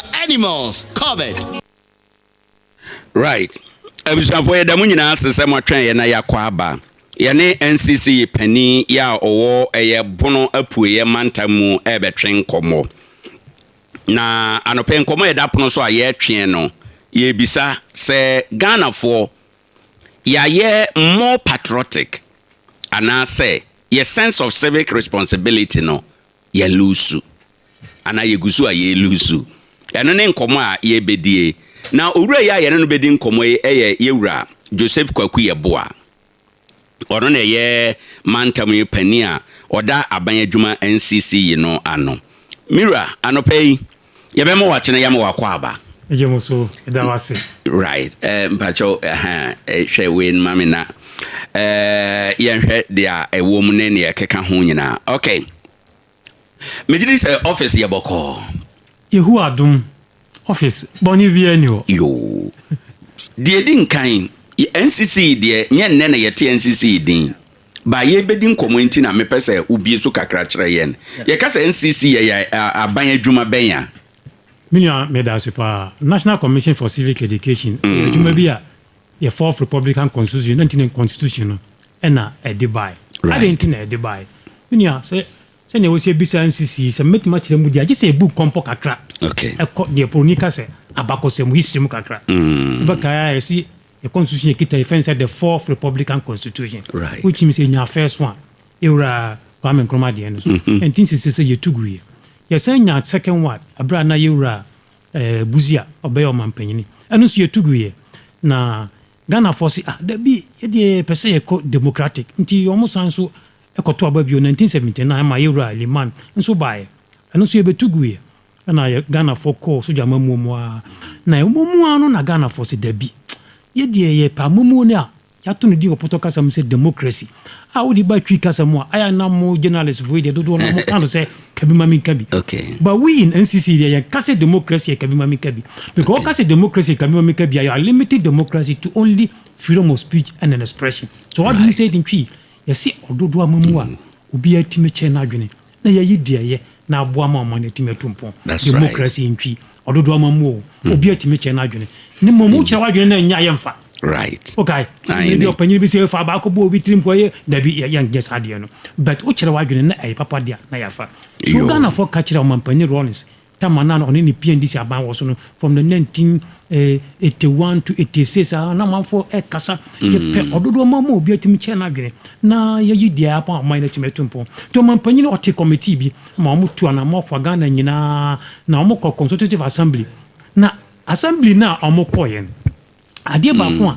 omo kan no kese pa ne se first Republican Constitution ye tuguye second one ye tuguye third one ye tuguye na third one ko ade abra ye tuguye no na ayrewo mina ya bofa kakadema mina manye film kakra university students no mo ni age let the blood flow which means people were in supportive of the coup d'etat enti Ghana for na omoko consultative assembly no mo dia sure mo butai ni mpa ne se e dia be mpa na ebetima ya ye fourth republican constitution de yentumuda ho eno mo gitumu se ene ye mfa asyo ye bi aye beto ndi se National Commission for Civic Education na sesa asyo ye ba wabeboa Ghana for no wakyerɛkyerɛ omo fa ahodi awodo na de ntia eso mo defend the constitution efise minia o fa ahodi ekita onu nyina na constitution mu na hye chapter 5 of the 1992 constitution it talk about the fundamental human right, it talk about the right to live, right to equal right of before the law, and so many rights. All the rights are in the constitution. It is a constitution if you pay miniona or fa who didn't in every one. Dini para no more let the blood flow. Ya on twice no afi bonus ya se koda ubotisa na alambi bo wan koda nya ya babo bona soja 40 years krom na eno no mu se sai constitution no e yifiri ho no ma ye fa ahodie no afiri ho no eno nti abra ya de yewura omampanyini Jerry John Rawlings ACSU on the 7th of January 1993 no and check na 1994 the National Commission for Civic Education so ebaye say emeya so ye bia be church Ghana for am the first place ya take your constitution as if it's any part of the constitution as dia on nemukwa so you must explain to them no who they need to defend it because at that constitution be free one no ofa ho de no nyina afiri so in gist this is why the NCC has been established. Yo, yada sepa ne sadia wasi ede ye nkomo no asase amaye. Wada roma yenhwe se ye ka patriotism ho asem a ye de bagana ye tebia mu and the Ghanaian contest no. Yeah. Kire sen ede ewo ye Ghanaian contest mu. Me ampa jona odin dise ma mi se. Ye frame Owoahene Acheampong. Yeah, me me who WhatsApp ayi. Aine. Owoahene. Yes. I also will me view. Yo, uba patriotism. Ma me poto kakra na me wia media abatwi kasam. O se ka so obi ye patriotica. Enche se obi a o show love. E ka so obi show love enche se o show se o yi odo bi edi. O yi odo edi. Nti se bia say this man is patriotic to his country. I just say odo ne man oyi odo edi chene man osanso ye lawyer osanso ye lawyer teacher say the oman be say ni bia oye odi no kwema oman no onye basabasa onsisi oman no osanso bia say civic responsibility for the nation say ade be bua ma oman na timetu mpon no say nipa no odi ne hu himpa say ukọ niemam na kom nkatase mu na kom pese mu o si niema bi wo no ma ye kasa obi ye patriotica oye na sa niema na anasa ye exhibit bia when we see it ye hu no sa nipa no a we say oh papa we dia oye patriotic ebini say be kasa protecting the environment menua ba bia ye tipa ye fie mu ye ba bia ti ye nkron ketwanya kese mu ye mofra no ye sora pa bo say ma menum o ma prapra mfiche nyina no makoto go bola so yesisi honum kama yankola menua na polythene bag ni ho ne fa bibi se paper bag eno no kete na de kwa yankola na ye fa bibi se anwono mo emo na ne yeti ahaban no na yeti emugum kosi bonus ay biodegradable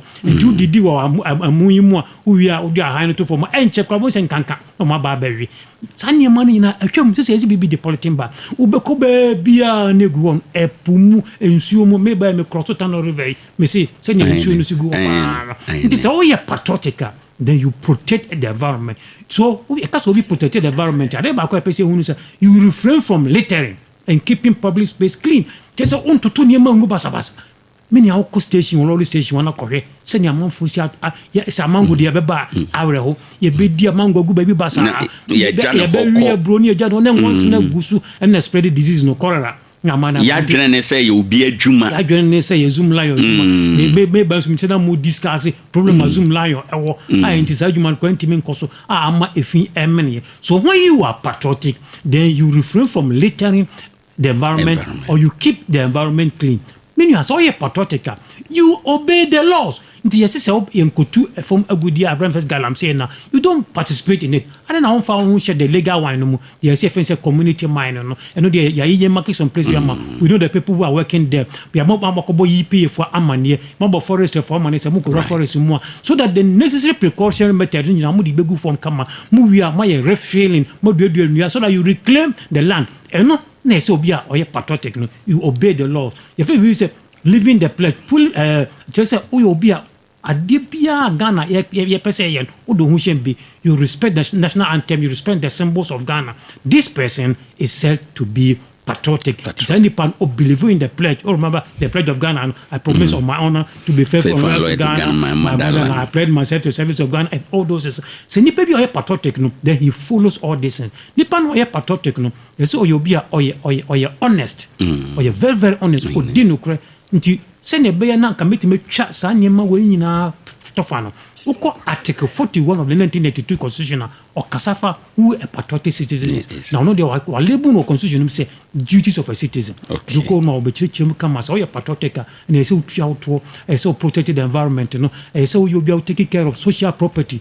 Yeah, stadium kama amount for kobobo na the party ne team lu supena wa enkonwa no assess no assess public property. So yes anya man nyina emwa onye patriotic.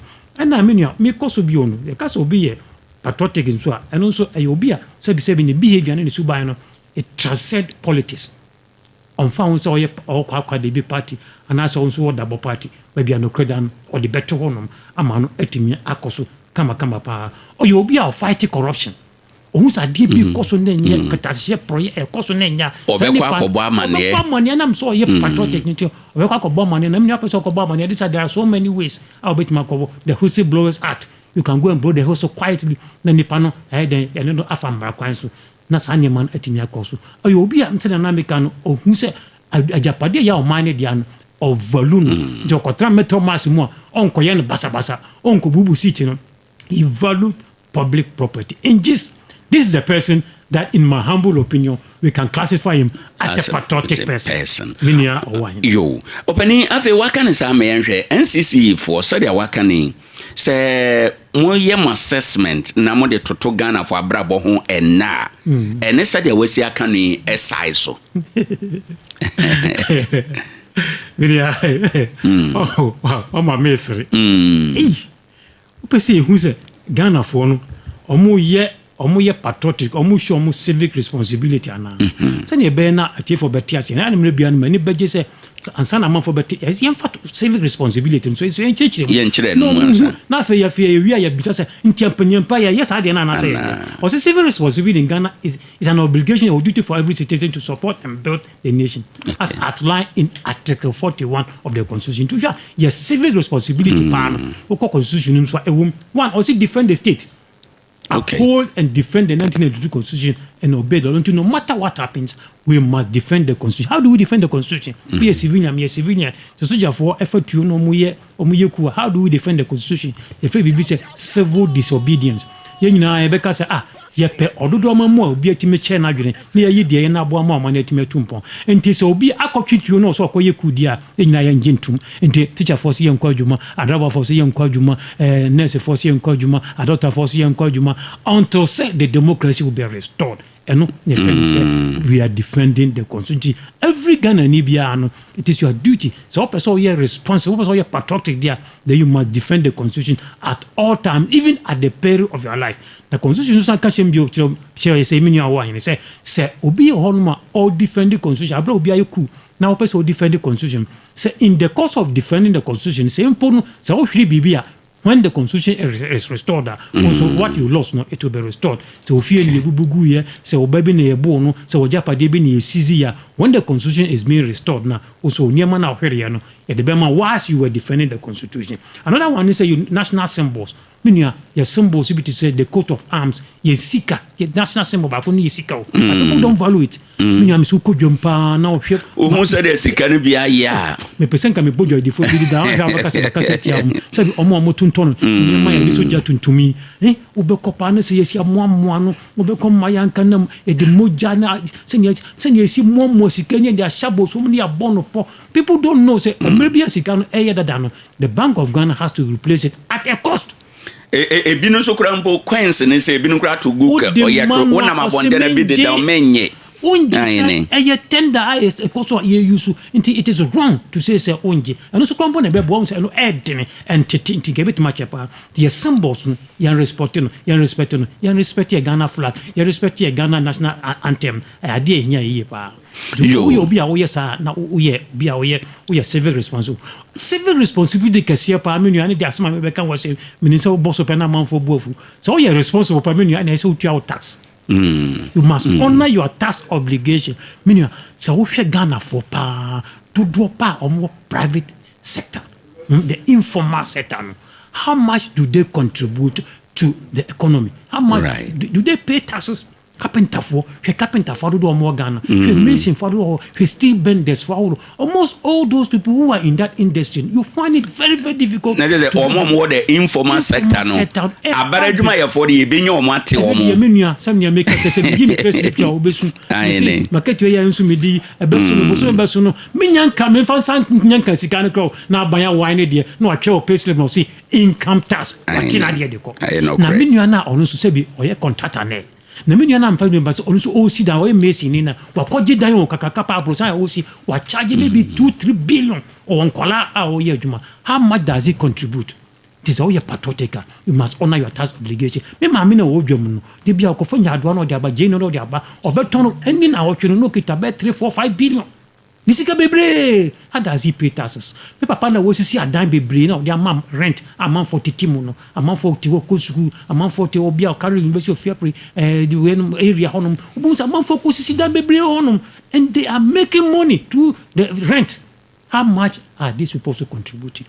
And tax education, idea ya pa na mum no, o ka se o kan ho asema a problem because onim say enya asem keto so ko Bible mu kra Yesu o kan say ye mfa kasa de ma kasa ntinu ye ma ye se ye Christopher ye se ye nkramofo de tax obligation is one of our civic responsibility ntia se di hujuma then environmental protection ntimi ya o question na obi say ma cheche mu say wen afi na me ba ho no right so ye kase defend Ghana for no your civil responsibility of course are we able to defend the state that one now make maka say so long as into constitution we I think Ghanaians are on course na metimi who say Ghanaians are always talking, they are participating in our democratic dispensation a kasafa name bi ade o ya nipa ye me fi say nka ni say nka be boa ni say ade me ne aba nya adwene. I saw how people were discussing even the budget this morning when now it goes to enrich our democracy. So how dey me fi say ya ade kakra national symbols, the baby I mean say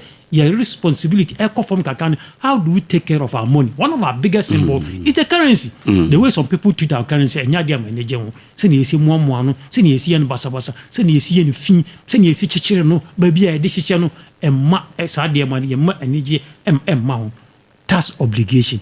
I had the metimika say minua ye di for bebre Ghana for di for our tax obligation. Apart from nipa omuye aban adwuma omusika akatua fa control and accountant general department omude umpo ye benya wate. Now what about the private sector? Na me bobo begin a lot of and so those abadwuma de omye the private sector those who go US and other places the bulk of the money that the government is getting is coming from the private sector because in US and other places nipa kakrebi no omye adwuma state no kakrebi federal workers no omye kakrebi most of the workers are big industry, Boeing, those aircraft carrier, military infrastructure, the railway, all those people, no, they pay their tax. Now, pass a mistake. Now we evade tax. Why are you doing? No, some cases. Someone penny Trump or tissues, maybe a money, say some time ago, or evade tax. Do you know they honor their tax obligation and the tax collectors? No, only very, very efficient. They know you, they know your location, they know your income, they know your expenditure, they can trace everything to the bank, and therefore they work and then you pay. But even I mean, reduce some people are lawyers, it's difficult for you to trace them and get them pay their taxes. Lawyers or professionals are until some of these things shout to me patriotism when it comes to some of these areas. One of them, environmental protection.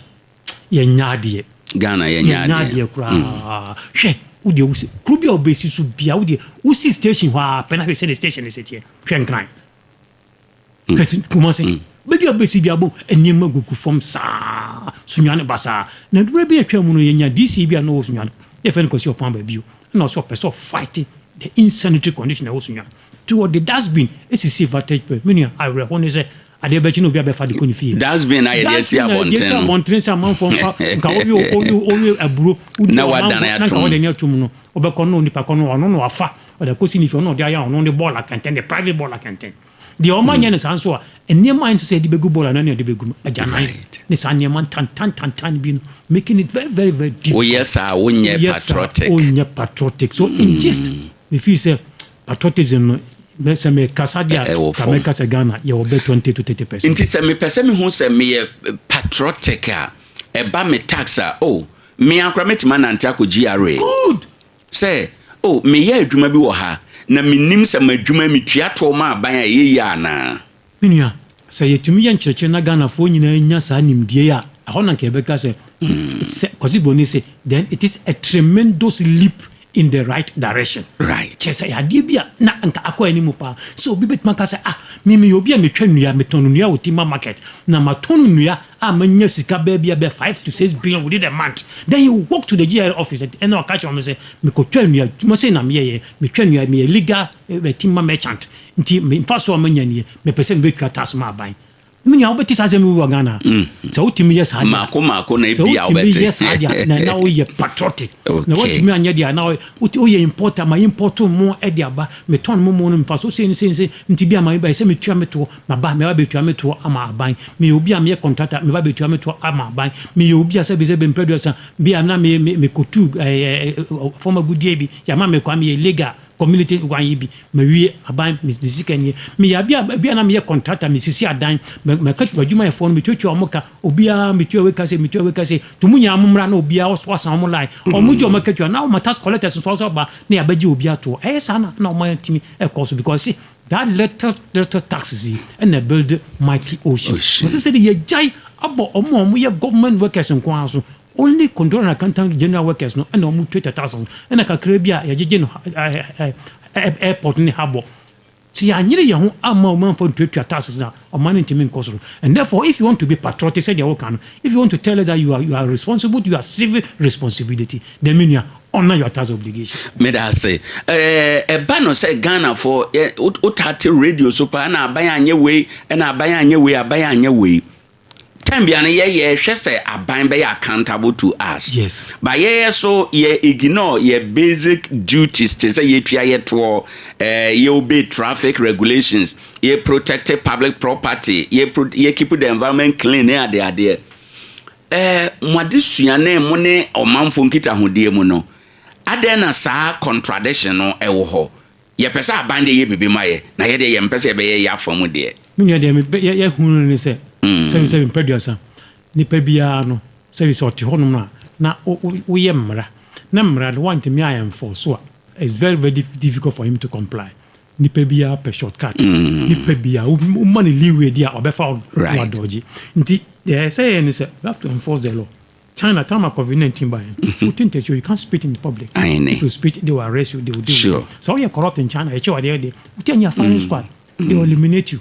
But you have imagine because of politics in Nippano Yadian and crowd people quickly jump to his defense. Now I'm not buying why there or from Kakra. And then Tinubu say, your responsibility I say so you ma buying na buying it me bo man puntu juma timi cost and timi cost we be now kind protection of the environment. We say you top menu you top and society Tinubu so obi akofa na ball afifie no abana gata no mu and no kura na odwan wonte ase because society no e dey corner be kwa agujina baabi be ko akojina baabi why because the drain is made to handle liquid fluid. So to allow free flow of water. Now, what this ball and Koguma, a solid broad dianum, a bronum, sadniman, it will go and block the gutter. And man will come and see what you need to make. So, what will happen? Ubun's Nafi, a block a baby, a raman for them. So, to another flooding, flooding the buyer, Penasati, and I'll buy a baby near Yadiani, near Huchini, and I empty my. But why didn't you keep your environment clean? On Sanano Friday, now the next week, I might see a clean up exercise. Some people were sitting in their shops unconcerned. Meanwhile, and fun that ne store name or the slabs aguso and or the name aguso auton and diet no a see. The mayor has to go to the place and tell him that only lift it in the money floor. Now you use slabs no so that they can seal the gutter and allow free flow of water. So these are some of the things that it is a patriotic cry doye mine. Now ye said yes or my ma. Me cry me shop when nimu no. gata na say me pra yi mu wona oti wo so pra yi wo de wo pra yi wo de wo pra yi de nka ye hia zoom lion ntinka obi afra ne bia nim kama obi ade ne dustbin kito obi asi na ne nipa kra wo mu ode agum edo nwume no okwa the main place I say dampo no opeja na de na ode ko me peja me de ko o fa ode ko minyon so fa de ode ko how the place be dirty ntinka wo kwa brochira ye public toilet say de mo obi a ye traveler Tibian Kabeko filling station, can do na that's what we do. But hano nyama say ye was if ye unya jana bia hon was if ye you run I knew to bones gata no ko junso ubunse gata no ko jana. These are the things that is making us very very difficult. Ndi ujunso ba bi ni kwanza ujunso nyina wonye patriotic. Minya me ko suku ba bi e fense Cuba. Always do come no me kan obi.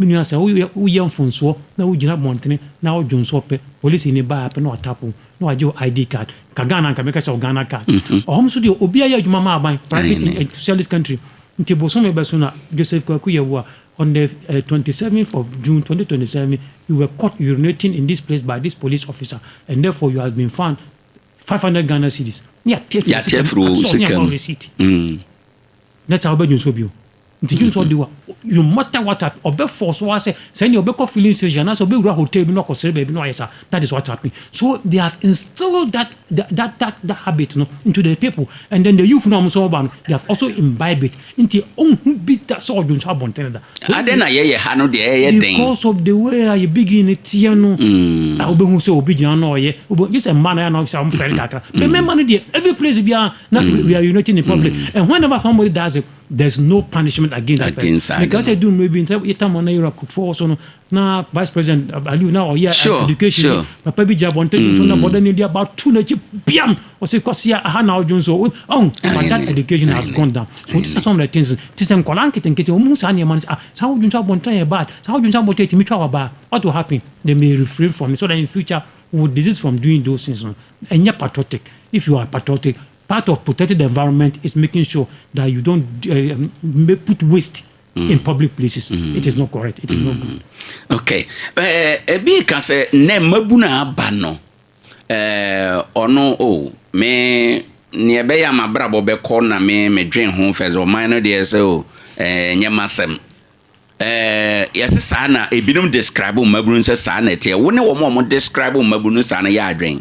Say neno akoye say abrante bi asiso a kwan a ono personal brabo be kono no odwen ho o man no de be ye den o emfa no ho mini amrebi atwamu na panyin bi ye adwuma wo ayi bi aso bi a ya to ni se CDR na oko aburuchiri na oko aburuchiri na nka ya ye nhihye se nka on free Ghana na akọ South Africa no best of South Africa so akọ down na akọ China na free Ghana na nka akọ South Africa for South Africa na fe obese ko Berlin from Berlin and so we connected to Sydney from Sydney and so we connected to Beijing dina odi be 3 days and 4 days no nti we ye kwan fa so na ye motivate some people so that you get per diem and it's another thing but papa idea anya ne sa otu no leader of the team otu ya pe straight and no call Frankfurt and no call Sydney after we do Beijing they say why no juma nyina you think say be obedi 2 weeks now maybe 3-4 days no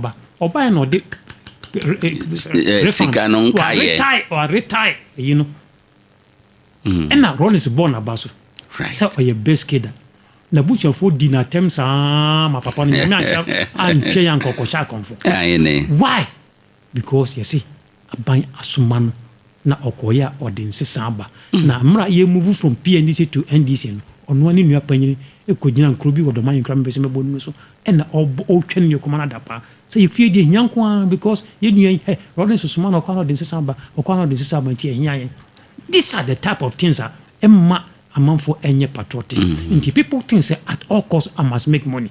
Inti so ya kola kwa bi obefaso say kwa papa say kwa money obefaso.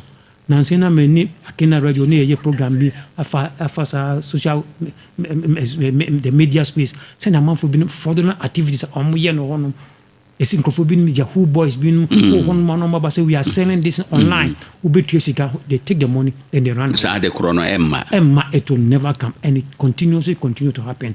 People are stealing people's Ghana's card, not or they call bank ever could give loan. onya access to Ghana card pay unso picture was so he has stolen your identity. This all your juma NCC na bosumi aso na Kwaku yeboa me kwaje me nkakra we ko si Kwaku wabaji mu. Hey, that be na baji mu say anya udini ni anya picture ni Ghana card ni. Somebody has impersonated you and used that for that. These are the type of people are doing. Now why are they doing it? Because in Ghana we glorify riches. Many opinion. The source of income is coming from.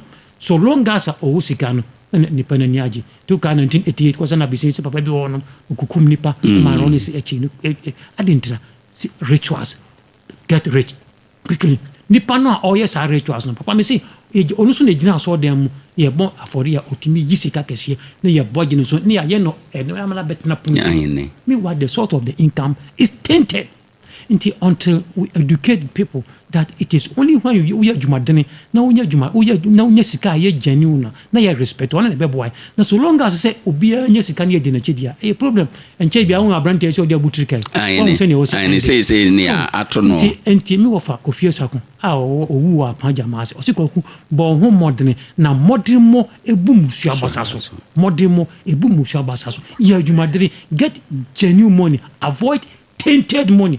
Sika sabi enye sika sabi ni sources enye ana obi enye ni sika na yeso pan odi ewo form because that's been e bi kwa jana bia na chirebo no akofa because that is a sort of obi so nya ni sika no so ontimi fanya japade this was sen basa sa nti ensese ye haye hu se obi wo ye community mu na ne sika nya no nti ase enim kura ese yetia mpanimfo ana so mama for yawe mpanimfo yawe abranti esi kanya ide adwuma oye Kwaku yeboa ote hu adwuma oye NCC director na ketu aye sen onu kwa 1 week otimito Lamborghini wasan koto kawe dibia kwa brochire mo hwehwe kwa the helicopter na besi.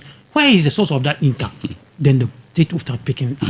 Maybe I'm because na how the Cuba egalitarian society because everybody works for the government pays you bank for 15 good years no money spend it na even ade befa okotena KFC ene ochina adechie ebebisa na now here adwuma now how are you able to afford this I want the people report to US and other places. That's what happened.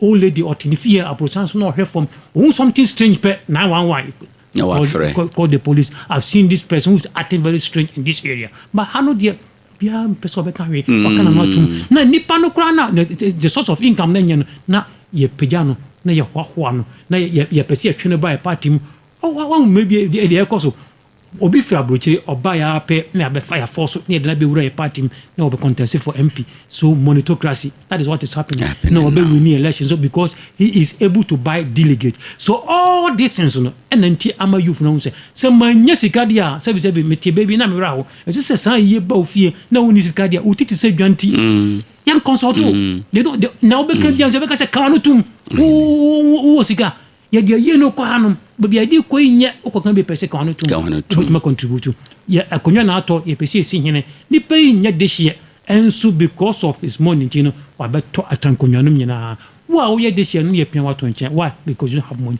So the youth are also beginning to think say me pese me kasa na ye give me too much me pese me so you respect me there then at all costs I must make money. I want a problem no, but I don't think say eye enye de bia meka anyum bia na nampedo to ye o se kwabuna mo ampa ba na no ya kwadwo ne papa pam no nante no kodo koku na odo koku no ye onyasika na onene nuamu eka bom na bushafo ka bom na mere na ekwawie no obo bebi so se modern mobu musu abasaso te obi anyene no ya adwumadene genuine work and God will bless you. Avoid tainted money and their money. Right. What Roma opening ye boa ma yenhwe ne say and the na ye schools ye busua yensom ene media kura ye teso anopa ye kasai ye nyina ye betumi aye ede oman ba paye sunsum no ahye emabuna ebe mu say on say na school for so mo bi ye fen say religious and moral studies how as etimi influence students no say ye gina classroom teacher for no much our topic no we have to give them education practical examples of who a patriotic person is. Yes. They must give example role models in the communities. Sometimes bring some of the role models to the schools to come and speak to the students. Your program here for civic we call it citizenship week They do constitution week now. Some citizenship. That one we engage only the youth in primary and second in primary and JSS. Now constitution week near the meet security agencies. So when we go to the schools, we look for role models. Now be a no anyone makasa. Mami we no ye teacher ni or child ye this number of years so I retire. The fear ni I say no ten number say no or nya problem beyond. You can get the MP, go and talk to them. So that people will start learning that there's the need to defend this country at all costs. People are right. Then you can bring them and then they'll speak to them. Now, idea about sometimes some of the teachers near my course of school want okay. They see your body secondary school. Oh, so teacher near our choirs idea will he have the moral right to stand in front of students? Say, oh, two or more, so Munya near my BIA. Teacher Nina, so near Acheampong. Because program be school be a what Techiman not me more than me ye program we a casawi pen head as I don't know by or say a small can no correct. Me one man a college report to me say buy a be on classroom teacher new by pen or teacher no by orientation teacher any person in be a band something to back classroom no should be some question one or bono. So the guy get in order to avoid the beating also buy a pen or classroom. Papa has to call the teacher into. So these are the problem. A two-way issue. I said, you live exemplary life. You must be above some of this and to be able to instill discipline in the student. Now, yes, the idea, I know your school assembly. There's a school for no a school for school. Yeah, I'm calling Papa Nanka, who's a teacher, or Tamana and Colina, is a toilet to be with Tomita. Names all course to be maybe toilet in Rihanna, Samson, at the America, the macrobia, defenders, Casino. For now, consume sa area. So, Cotolet is not to teach any, but I know room. You dare not by any teach any Acolaco Bono, teach any Acolaco attacking, teach any invigilating Acolasi or Mana near Pontino is going to attack the teacher. Sanya man idea have any power. Into a more discipline and cost. To know we must be able to educate our children. Parents must also involve themselves in educating children. Say, and you can born ways now. So, could you now be here and see that could you now be a medical doctor? Could you now be a pilot? I feel to plane who they you should start the engine and way to stop it. You will crash and people will die. I know you want to. Media, I also send be brave on the media space. Say, who never be any at the why? Somebody thinks there's a person trended there, then you must attack or why. No, okay, can't somewhere any found. And when it says that, and I also want for best support, and then young cool. It doesn't hurt. Nana samo kaya no trendy. Say you and you trendy. What is so things be a cause of in the cocoa bonny tisse or sonity and away and food say away. Now some crying no crack and yan catoso. And see that I'm now on ye on the manner on office only in Ada. Unia dance be and yan no crack boss can no a bonus because officer occupied position. The party will power. No, did throw sound some and I want to trend. Okay, it doesn't make the media wave good. And more funny youth never they don't learn anything good. Do you also more Colombian on sofa for Nakita? No, so take a cancer. Now that some of them have been facing justice in the court. So how society not polarizing? A problem. Until you make sure say the Yano, a year, the Yanyan, and ye, can say somebody who is patriotic, he transcends political lines. Say the party ya ya or support to. Say party ya say to me yes idea. Then Ghana we are becoming patriotic. Now so long as I will turn a blind eye, na kokuye boy ya na yam brefi koto de ko na eno de emwa money into me too. Right. Okay, polarization one some de na me misa say yeah partisan politics. Said ya ne or minor ya come say ye NDC for ye MPP for ye way for no ama ye sense of national identity and patriotism ama muago ayemrana. It has been affected because of the way we do our politics. We don't say democracy as it continues to grow, then it matures. How does it mature? Bones the differences, Beba. Papa, as for differences between human beings there, it is there. Okay. Everywhere to happen. Say, uye democratic dia, then there must be competition. You say competition will always lead to development, but not an antagonistic, destructive competition. I know they are wrong. It is all country abia. Omuye sa monarchy to say Jordan, to say Saudi Arabia, and there one person, you won't know so nimnyansa, you say hereditary, no better so. or better so one about better so the rest of the people they are doing but that is their system. Then what about countries like China, North Korea, and also we see the system that run there, and also a problem. In the democracy in there, say people must compete. So you form political parties and then you are competing. Now in US and other developed countries now must practice democracy for a long time. What did they do? You two abanu wiepe na aba na you 2 years no Trump the Republicans then they stop politicizing. Then they talk about development. So they are all one. They all look at Trump. Look at what Trump is doing. And yet, but still, they are still following him more until the 4 years of reach, then they go and do it. That is what we should be doing in Ghana. But Ghana, the antisa, you two abani we now, you so mampani now, you start the first day, no, you start your politics. You be criticize, you know, you be deserve. Could be a before so on your successful. Why? Because somebody says my enemy's enemy is my friend. If I'm able to pull him down, he doesn't succeed. That is where I will get the chance to go and tell the electorate that vote to me. So kwakuye bwa meka so ntimenyare. And no so can be and am my patriotism ekofom. Nti nipa no kai so you patriotic. I say kosum ne man. I was I kai say mrebi atwam na maybe na me this data some district be. Na me ye adwuma we be share me ka tem say director. Na say ne wo sie ayeru ho wo ye adwuma dia party we be na ba power. That is the party that person belongs to. So if that person has that mentality, how would that person be patriotic? So me know you're going to say because of politics, you know, some of instead of them being patriotic to the nation, they are patriotic to their party, they are patriotic to their political party leaders, they are patriotic to their MPs and not the state. And also they be a hard. They say you more education. Ghana say as for democracy, we have embraced it. That is how we are going to go forward. We will always go and vote every 4 years. We will elect our leader. You have 12 7 November, December, not January, 7 January, politics must come to an end. Na yen support papa ne time so na nipa na ofiri so a the next person na dey baba. That is how we develop democracy. So yanya ne sa entime enko yanim. Nti wo say ye mmara bi to ho ana say nchechira ara ebebo ama yetime akoyanim. I mean, I don't see how you can legalize patriotism. Bibi te say yenye mmara bi nto say ye time when e betima ye campaign. Yenya campaign period nti say ye campaign no wi ane aka nyina ye nyina ye support abai no.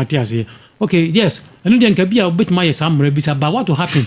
On say yes obi opposition and therefore he must oppose. Okay. That is what so he must oppose. And if he must oppose, yeah, whatever he says, if you are not careful, people will turn it to be politics. So nti bia or no because na genuine or chena gene. Say papa nti so gidi pa say sa e kwan we ya so be you betima yi ugidi pa so office obetima ya sa high ranking road we ugidi so obetima ya sa train ye nam we mu o sa so kan sa pe because you are opposing so and you know a problem kesi I mind but ka dey betima say ka yetumi education na say na ka me church article 41 na gani ne bi yetumi ajatum everybody is paying his taxes, everybody is defending the constitution, everybody respects their symbols, everybody protect the environment, everybody has affection for the nation first before his party and his political leaders become secondary. And that is where I want us to reach. Okay. You better criticize a bino. Wabra near Ujinan Chino and I buy Munipa no. Whom me say me unpatriotic. You do it constructively. Okay. For example, I saw say nema bia na mo yana no pay budget no mo analyze na mo church nema bi. Nti papa no si bia obetima ye bibia nema bi to say A B C D. No say nema also be ye it will cost him this. That was what people be oye nim. So we call it scientific and evidence based argument. So now what they do Cocoa House also be seen this amount of money and cement bag ba ku you say where you say labor you say insu you say so at the end of the day no ye dey calculate time dem calculate what the 1 billion so betima say am I don't also be saying but 2 billion. This is what we call constructive criticism. Then you bring the argument to the floor of parliament, then you debate it, you bring it to say na maybe now mampanyini that secondary lectures then you give evidence, you speak to the data. I like that in education on data. Let people argue, people debate it, but enya atem didie. It is so busy. Me na economy ni me ye good. Well, oh, you're good. What did you do? Or say, I brought inflation to this level. I did this. I increased salary to this. I built this number of roads. I built this number of this. School feeding, medical, say, healthcare insurance, we matima ye way, and Ghana for what then another person's buy and I mean, that is the type of debate we should do. To say, to me, yes, then the government know that this man is putting me on my toes. Until say me I must be very careful. Maybe I'm not papa be and open also papa kojo ba redo. Now you be or pay data pa na odina parliament can small to say he gives information and you speak to the data. Mathematician or you're very or calculative or you're very you're very serious with data, very serious with information. That is the type of people that we want. And you will be a service producer. Only she then he begin to lead people astray. No one is obeying or no ditro, no can't say no cre. But there are some people in Ghana here. Meaning, I said Okojana saw them or Genesis of what the politician this or catch any say area bo crowd bejedi. How can your intestine digest stones? Well, school only say stone the intimate digest. Nipa so can obejedi. To say and I'm saying the party in the kind obejedi. No best spreading as I so best trendia na fa entrench organ I don't bring a division about. Into we the papa said the crowd nipa na ninje and no problem. Right, opening you bet you are home when I say a friend for back home, me and be babies our question. And I dare working at 2 be a command so no per se, or de and comma, ye ba, na afe ya share Ade Akye Abia was so. Ebusan for ye be a home atum 0597994994. Yane Ira Joseph Kwaku Yeboa. Ena edin komwe. Ene wa ma ye hunu niema ye ya, ebe ma ya ye oman no ma papa. Amanyo semu niema ye ebe me yehunu se ye oman ba aban no ye bibia obetima kire wadwen se oh aban no sesei na me so megidi se ye de fa kwan we so a ebe boa yen ama yakoye nim eno na ye friend say o criticism no ye constructive nya se bia wo de wo pese bia wo party ba nti aban ye dien wo se wonye hwe ebesiden obi betena kunwa so onye hwe sa akasa na ya kan moma ye nyai ye nwene oman no ho kane ansa ya bedwene ye party ho ye nwene oman no ho kane ansa ya bedwene nipa ye do no na ye pese ye de no kwa abato no ho ye yesa kire se ye oman ma nkada koro Ghana ye bebo ajesu ye bebo se ye beda sore da koro na ye nyina obi akọ nipa bebira akosa lie ewo GRA adan a maye eduma nya mfaso na me behwe se mfaso amanyan to se ne sese metua ma aban ye ne sade na nka ye drum pempenso a ene mpanimfo ase wo kan ye se wade aye yi na wa na waye no na ye duru sa abia ye no Ghana no be ye me ene wo enti moma ye nsom well ye bie kwan na to ho 0597 994 994 0597 994 ubit me awram na do adwen chaba ye twen say okay hello good morning